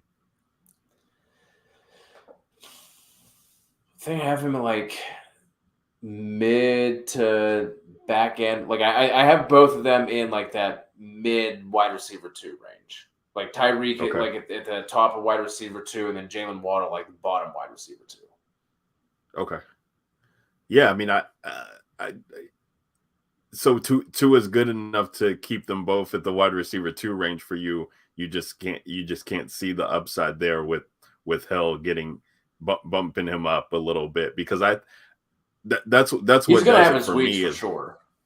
Yeah, right. And I guess that's gonna be determined and see, like, is it just going to be weeks where the Dolphins are in these shootouts and we see what Tua is kind of capable of to keep them afloat, and then in the games that are neutral game script or they're able to, maybe handily win some, or the defense is winning some for them, they just lean on these running backs. Like, I don't know. There's just enough questions at the running back for me with the new regime too. Like, how much of it was Kyle Shanahan versus Mike McDaniel? I don't know. I mean, you go out and get Tyreek. I think you need to be right. Your plan is to utilize them. So that's why I'm like, I had to start creeping Tyreek Hill, up a spot or two, just because on the off chance that like we do get to a gunsling and the deep ball rates are there, this could be a really good situation for him. So yeah, I'm lower on Jalen Waddle than I think I have him at like wide receiver 25, something like that. Okay. And I have Tyreek at wide receiver 8 or 9, something like that. And so, that's fair. I'm just, I don't know. So the other one I did want to mention as being undervalued is Allen Robinson. Yeah. This will not last though. Well, I don't know. I keep thinking that, and then he's still going wide receiver 29, 71st overall. And I mean, so many people were burnt by him last year. I mean, everybody drafted him like back in the second, early third round, and I mean, he just got absolutely torched by Allen Robinson, right? And so, like, I don't know. Like, it's interesting because in some places, like Sleeper and Fantasy Football Calculators, going wide receiver 24. And then ESPN and Fantrax, he's going wide receiver 34 and wide receiver 31. And so 19 on Underdog. Yeah, like that's like a little bit more fair, probably where he should go, right? Is wide receiver 19, right. Maybe, but wide receiver 29, 71st overall is just too low for a player who's going to see the type. I mean, this is the best offense that he's ever been in, the best quarterback he's ever been in. Which, again, it's not a high bar considering some of the quarterbacks he's got to play with in his career. But and I know people are going to say that he fell off a cliff last year, and he had a lot of injuries last year. Terrible offense, terrible offensive coordinator, or not a coordinator, but a terrible head coach. Like, everything was just against him. I don't even think he wanted to be there at all. I think he was making visits week in, week out. I ain't out here giving it everything I got. I ain't trying to get hurt when I have one more shot to get in the bag.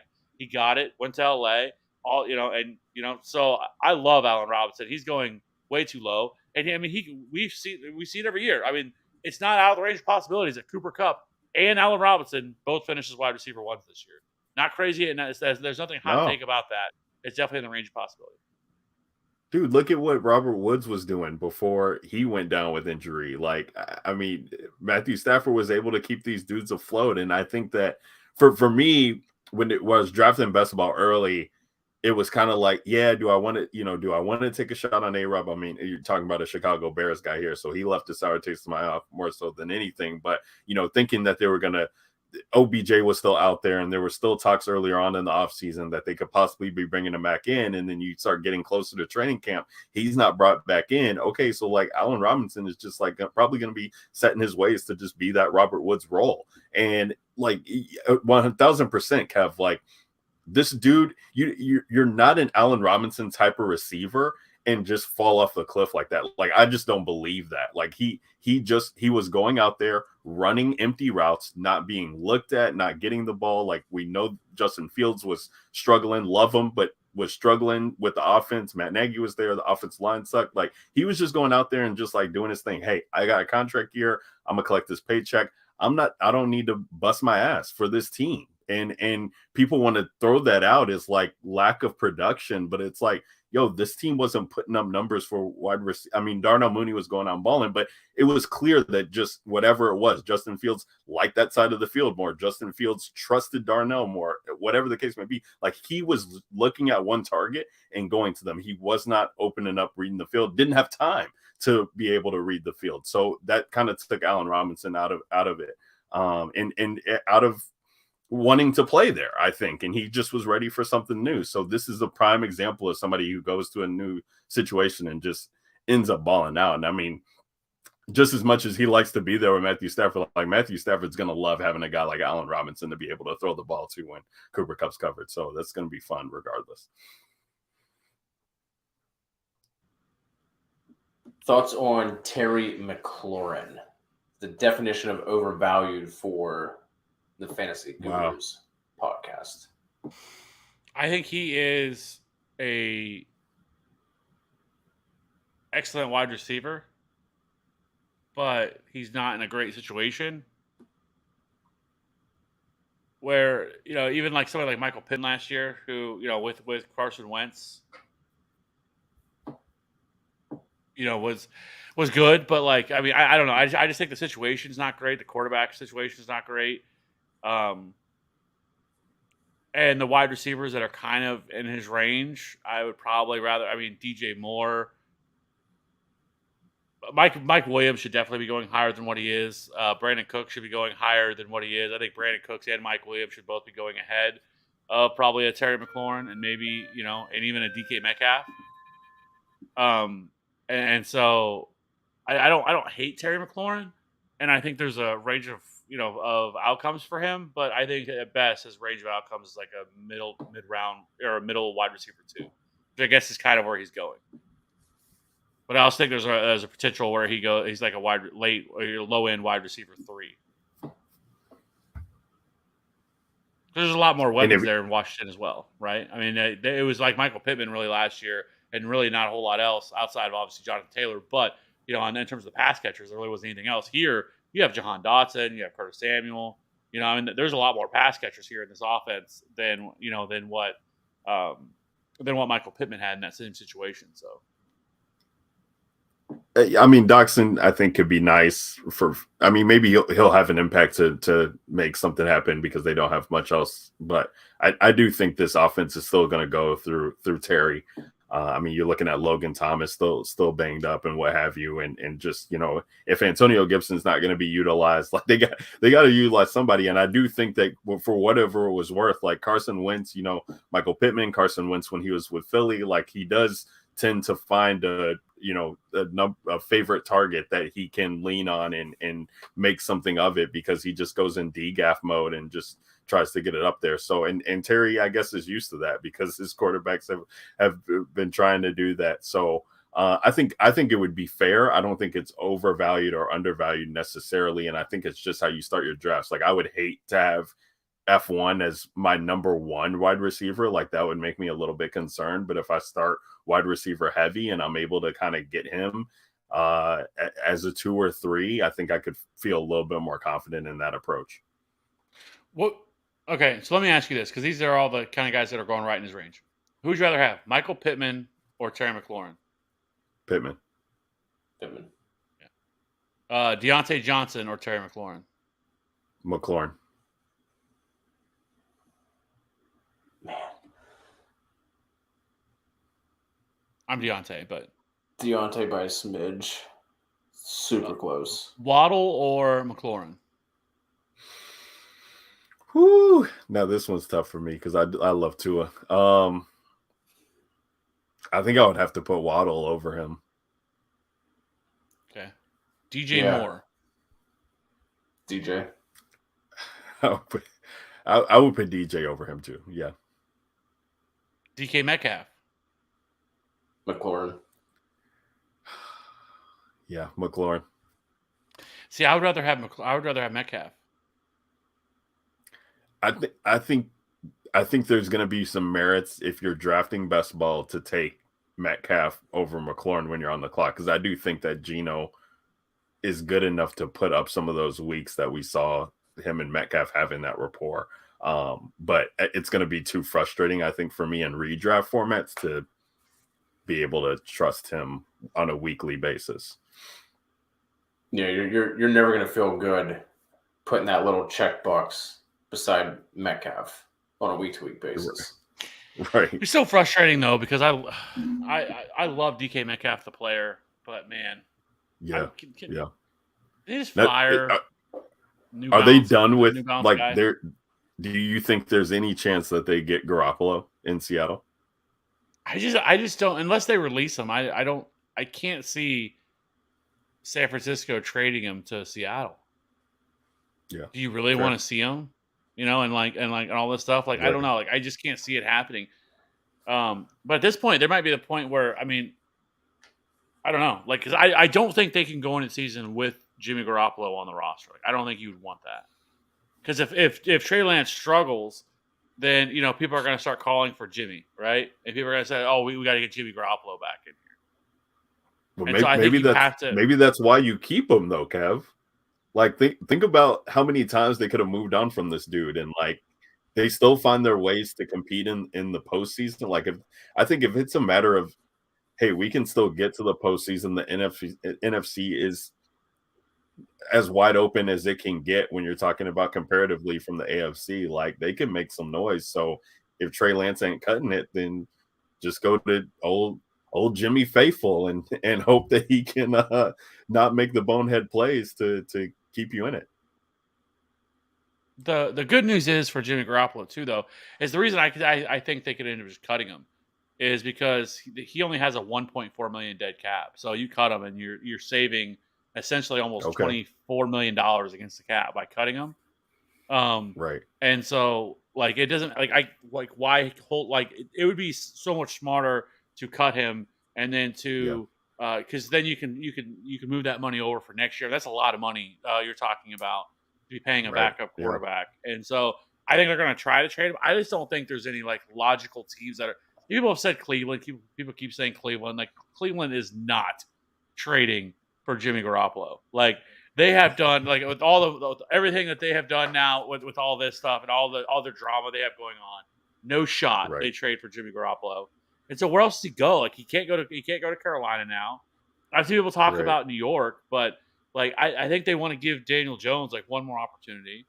So you're probably not going to trade him there. And so like I just don't think there's any realistic place that he goes to. And so I just think they probably cut him because I mean they have this man out here working by himself on another field. He's out there by himself just doing stuff. Like he's not doing nothing with the team. He's out there by himself just they got coaches out there catching passes from him, right? And so, like, I just think they cut him, and I think he ends up releasing, and then that would be the path of him going to Seattle. I think if that's what they were going to do. Right. Fair enough. Which, yeah. So, I don't know. Anyways, if we don't have any other wide receivers, we can hit on tight end real quick, so we can wrap this thing up. Real quick, ETN and Cooper for Devonte. Kevin, that's your boy, so I'll let you answer that one. I would take that. I would take Devonte. I mean, I love ETN. I love both of them, but I'm not really all that high on Amari Cooper, especially without Deshaun Watson. So, yeah, too many question marks with Cooper. Yeah. So in terms of the tight end position, I still think, though, speaking of the Cleveland, I still think David Njoku is undervalued. Wide receiver, tight end 16, 157. Yes. I love that. I mean, even in best balls, you can get this dude so late. It's crazy. Yeah. And then he ends up, I mean, for the most part, he ends up like, so even if it's Jacoby Brissett as a starting quarterback, like obviously that's a massive downgrade from Deshaun Watson, what we're looking at. But Jacoby Brissett loves his tight ends. I mean, he targeted Mike Gesicki last year a ton. And so They paid David Njoku a lot of money. There's still not a lot of reliable pass catchers there outside of Amari Cooper. I like Donovan Peoples-Jones, kind of a late round target if you want to do that. But I just think that overall, David Njoku, super athletic guy, still young. I mean, and we kind of forget sometimes it takes tight ends to take a little bit longer to kind of break out. But David Njoku, I mean, super athletic, just a freak of an athlete. His actually best comparable player on Player Profiler is Travis Kelce. Not that he's ever put up that type of season, but I just think there's a lot to like here with David Njoku and where he's going. And so if you don't get one of those early top 5, top 6 tight ends, then I have no problem just waiting and then taking a guy like David Njoku. Yeah, I was gonna ask, and Cody, you can feel free to take it after Kev, but I'm just curious to know what your guys' tight end strategy is, because I know that there's a lot of talk behind the tight end strategy in the fantasy community, and how if you need to go after the top 6 at the position, or if you can wait and try and stack guys up. And with these top 6 tight ends are essentially wide receivers, right? Like that's just how they are utilized within their offenses. So it's hard to even talk about the tight end general in the whole spectrum, because once you get outside of them, it's like then we really get into the tight end plethora of options, I feel like. But I'm just curious your strategy, because I find myself if I'm cool with not getting one of these.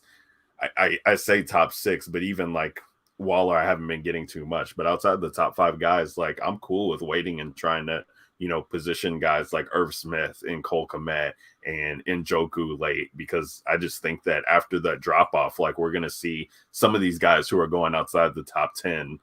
They're going to end up in the tight end 1 realm, because there's just such a significant drop off after these guys.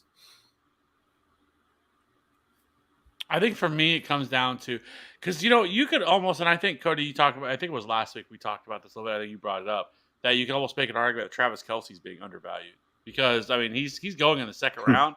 In years past, he's been a first round pick. And he's not. And then Tyreek Hill's gone. The guy that, he was in a real big target competition with is gone. Right. And we know that he's Patty Mahomes' favorite target. And somehow he has dropped in ADP instead of moved up. Because, I mean, it's well within the range of possibilities that we see Travis Kelce get some absurd target share in this offense. And so, I don't know. I think there's some, he's still the number 1 tight end off the board. But even 13th overall feels a little bit. But to me, it comes down to positional scarcity, obviously.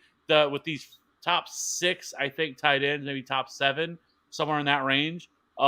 There's such an advantage to getting one of these guys versus waiting, because yes, you can stream tight end and there's a lot of unknowns, but it's just with Kelce, with Mark Andrews, with Pitts, with Kittle, I guess Waller to some extreme, and Dalton Schultz to me are all guys that I feel or maybe TJ Hawkinson are all guys that I just feel you feel comfortable with. And then when they hit their ceiling, there's such a cheat code over you streaming somebody, and maybe you get 8 fantasy points out of your tight end, you're happy about it. But where Travis Kelce's dropping 20 on a weekly basis, not on a weekly basis, but more often than not, and his ceiling is so much higher than a lot of these guys. I mean, Travis Kelce can give you 30 fantasy points in a game, and you're just not going to see that from a lot of these other tight ends. And so I think, to me, though, I think it really comes down to how your roster construction looks, what your lineup and how your draft is played out. If where I would look to take one of these guys, honestly, because if you want to take if you say you have a back half of the first round pick, you have pick 11 or 12, and you go Swift with your first round pick, or and then go Kelce, I like that start. Because you locked up your hero RB, your anchor RB, you got that guy, whoever that is, whether it's Swift or Saquon or whoever the hell it is that you love at the back end of the first, and then getting a guy like Travis Kelce and being able to forget about the tight end position the rest of the time, and he basically puts up wide receiver numbers anyways, and so it's such an advantage for you. I think that I don't mind taking something like Travis Kelce, that early. I'm not as high on Mark Andrews this year. I think they go much more run heavy back to that style again. And so I'm not as high on Mark Andrews as everybody else. And I think people are going to be a little upset with the production that you're going to get. He's still going to be able to, because he's a tight end, and the tight end position isn't one that you're just going to get absolutely burnt by Mark Andrews. But he's not going to put up the same type of weekly fantasy production that he was last year. I agree, Kev.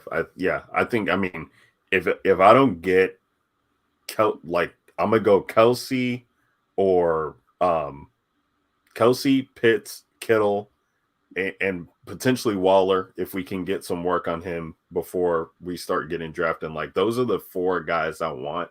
And then I'm probably like looking at the TJ Hawkinson if we can get him, just because of no Jameson Williams. Like Amon-Ra, love him. DJ Chark, we'll see what happens, but I think that he can get some work from Goff there. And then if it's not TJ Hawkinson, like I just have to wait. Like, I mean, I'm not really in on Dalton. I probably should be, but we'll see. Like, I'm not in on Goddard really all that much. I mean, Pat Freiermuth like missed me with that in the situation that they have going on. So it starts to come down, and Gesicki too. Like, I'm gonna miss out on him.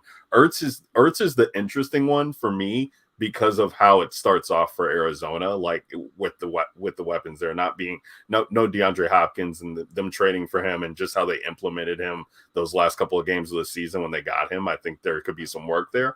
But outside of that, yeah, I'm like looking at the Cole Kmets, the Irv Smiths, and then all the way down to like a Brevin Jordan, dude. Like, this dude is going like in the 20 range, 24 range. And when he was on the field last year, like, this guy got some work. Like, I think he only started 6 games or played in 6 games, had 3 touchdowns, like had a decent, target rate from Davis Mills. And like nobody's like really talking about this dude. And I kind of have been taking shots on him before it becomes the preseason or anything like that. People forget him, but he's on Houston. So it's not like he's going to creep up all that much, but he has a chance to like put up some tight end 1 numbers for some weeks. And he's an interesting one when you're looking at the Houston depth chart and not that much behind Brandon Cooks and whatever you guys feel about Nico Collins. It's like, Brevin Jordan can be out there, and long gone are the days when we were talking about, Jordan Akins and whoever the other guy was who were just fighting for these tight end spots with Deshaun Watson. But like Brevin Jordan, I think, coming into his sophomore year, he could have a strong grasp on this situation. There was another Jordan name, wasn't it? Jordan Akins and Jordan. No, I think somebody said. I think it was Darren Fells, or was it Fells who was there? Some other scrub, probably. Yeah, not there was some scrub tights, but there was multiple times last year that I talked about Brevin Jordan on the DFS, the DGen show, because he was like he was like 2,500 like multiple times, and then he never got up any higher than like 2,700 on DK. And I talked about him a ton last year because he was starting to run a lot of routes and he was starting to become more involved. And, he had 3 weeks last year where he scored double-digit fantasy points, which isn't like a huge barometer, but in terms of tight end, he had a top 5. Week 8, he scored 13.1, 11.3, 12.6. Like those, he had 3, tight end 1 finishes. Actually, he had 4 tight end 1 finishes last year, and the limited sample size that he played. And so there's not a lot of target competition there. Like he definitely could be a guy. You're so late, D-Bro. You are so late. You missed the whole Ryan just completely trashed Cam Akers, and I'm surprised D-Bro's not in here because I thought you had notifications. Trash is a harsh word. I sternly was concerned with him. Hashtag stern concern. Hashtag stern concern, baby. But he did actually. I know. Never mind. He came at the perfect time. Because we have Dan Arnold that we can talk about, the DFS DGen legend that is Dan Arnold. Because he's not somebody that I don't think he necessarily, obviously don't have to draft, but I think Dan Arnold's going to be more relevant this year than I think people think that he's going to be. And I definitely would, people at drafting Evan Ingram are, I don't even know, just sick people. Because I don't think Evan Ingram's good at football, and I actually think Dan Arnold is significantly better than he is. And Dan Arnold was being drafted. See what Doug Peterson wants to do, baby. Hey, you're gonna learn today, okay? All right. It's gonna be a shame if you paid a tight end $9 million just to sit out there and do nothing. Dan out here going tight end 46, 390th overall. He's not even being drafted. Listen, fantasy pros, we don't have to go that high, okay? You don't have to throw him on there at that point, okay? I don't think anybody's drafting 390 players in redraft, but yeah. No, he's undrafted. But Doug Peterson offense tight end. you're well within your right to take a shot on these guys because we've seen it produce. Do you think this is the year that Adam Troutman breaks out? No? I mean, keep waiting for it. Taysom, baby. Tight end quarterback. I mean, Adam Troutman, if he just could have stayed healthy last year. He had 1 week of glory where he had 5 for 58 in a score. That was all he had. The Trout God, I think that ship has come and gone. Albert O, you guys feeling him or buying into the Greg Dulcich getting work with the ones talk? I like Albert O. This is another one of those ones that just a massive difference between what Fantasy Pros has and Underdog. Fantasy Pros tight end 21, Underdog is tight end 14. So he's obviously really moving up over on Underdog. But I think once you get to this range of tight end anyway, like you're taking shots on all these guys. Like you're not tied to any of them. If Dulcich does end up, running with the ones and eating into his target share and they're not running a bunch of 12 personnel or anything like that, then you cut them and move on, and you end up streaming for the rest of the year unless you make a trade or you fall into somebody. But I like him. Komet is a guy I find myself targeting if I'm missing out on like that that tier of. Yeah. I kind of want like one of those top 6 guys. I'm kind of like skipping the next like 4 to 5 names, and then like I'm looking at like Komet, Irv Smith, Tanyan, and someone real late, talk about someone you're not going to have to draft. Mo Alley Cox is intriguing to me as well. Mm-hmm. I like it. Yeah, he's a fun guy because I felt like at the end of the season and like early on in best ball, like April and May, I was like, yo, I'm not going to get any Mo Alley Cox because this dude's going to end up being like in the top 15 drafted of tight ends. And then I kind of just like tailed off, like haven't really heard anything more about it. And everybody's on to other players. So he still is interesting to me going outside the top 20. And I like taking a chance on him. But then I kind of got onto Brevin Jordan and I've been taking him more now, shots on him. So we'll see. You better bring up. We actually did bring up Hayden Hurst earlier. We actually just shit all over him. Is what happened when he got brought up. Kev wasn't having any of that. Yeah, no. I mean, he's like 36 years old, never done anything in the league. Let's pump the brakes on that. We were at a high with Dan Arnold, and now we're back down here. We're back down here, D-bro. But other than that, I think Gerald Everett's interesting. Tight end 20, 176. I mean, you look at what they did last year. I mean, Jared Cook saw a lot of opportunities last year, more targets than I remembered him getting when I went and kind of looked into it a little bit. This is one of the best offenses in the league, and so getting somebody from that, I don't hate that. Taking a shot on it, kind of see how it works out. If it doesn't, obviously that would be the time you just jump ship and you go after somebody else. But other than that, I think the only thing I'll leave you with is if something were to ever happen to Travis Kelce, remember the name Jody Fortson. That's the guy you're going to want at tight end. People would say over Noah. Oh yeah. Okay. It's why would you even put that? Why would you even put that into the? I'm just putting it out there. I just want the like 1.5 million people that are watching this right now that where they're being watching this to know that if something happens to Travis Kelce, it's Jody Fortson. That's the name we're gonna want. Okay, it's not Noah. It's not Noah Gray. That's what people are gonna say. Kind of rhyme there, but it would be Jody Fortson would be the guy to go after. Anyways, Kev from Chiefs Wire giving you insider information. Hey, I'm out here, and listen, we've been saving this. I don't think we ever showed this, but Walito, glad to see Ryan back. With the $10. Hey, what up, Walito? This is at the very beginning. And, will Ryan be on some DJ Nation pods? I felt this was appropriate because we also have D-Bro in here. So we got all the members. Like, Ryan, are you going to be gracious with your presence this year on the DFS DJ Nation pod. Yeah, I gotta make some time for the DJ Nation pod, maybe. TFA OGs. I know. DFS DJ Nation OG, was right there at the bottom, right there, right? But last year, D-Bro couldn't be on, and he had all these other. We're not going to get into why, because I'm not airing out his dirty laundry in the street. But we're all going to be back this year. We're going to do a pod all together. I love it. With Maddie. We're going to be returning to the DFS DJ Nation pod. I cannot wait.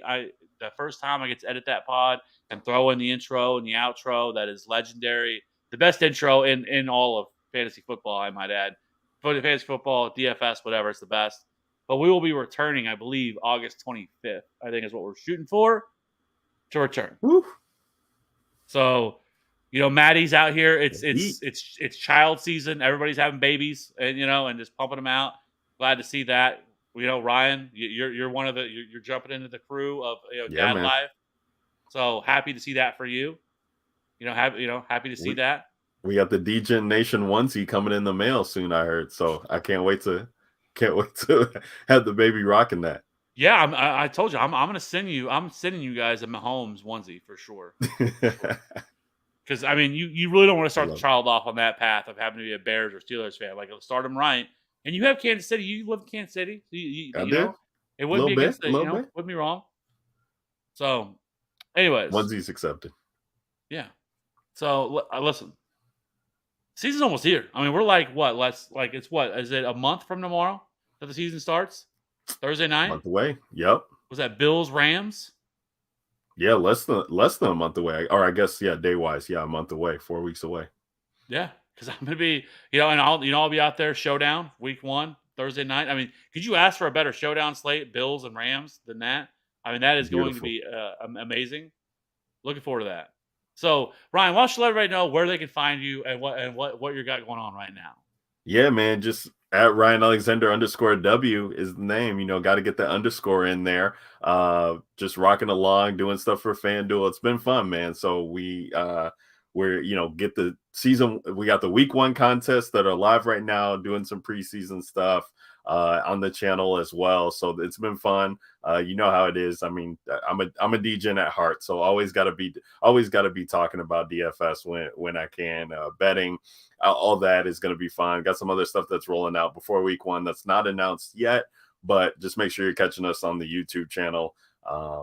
And shout out to the TFA for having me, baby. It was good to be back. Well, it wouldn't be a pod with Ryan and me on here and Cody that we didn't go over 2 hours for a show. It's just what happens. So, anyways, I appreciate everybody rocking with us, Ryan. I appreciate you joining us once again. You're always welcome in these parts. TFA OG from year 1.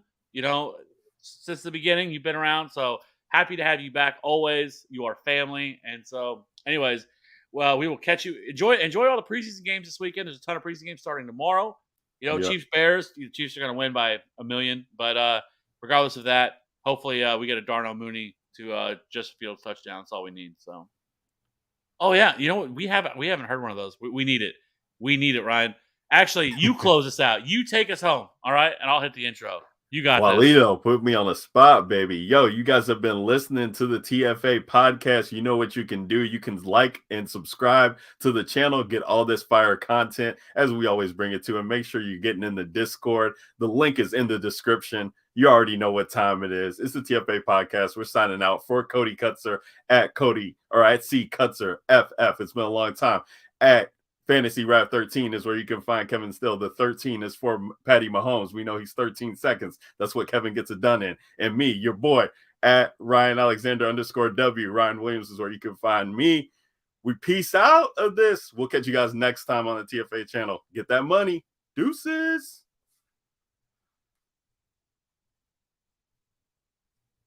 Oh, and then we out.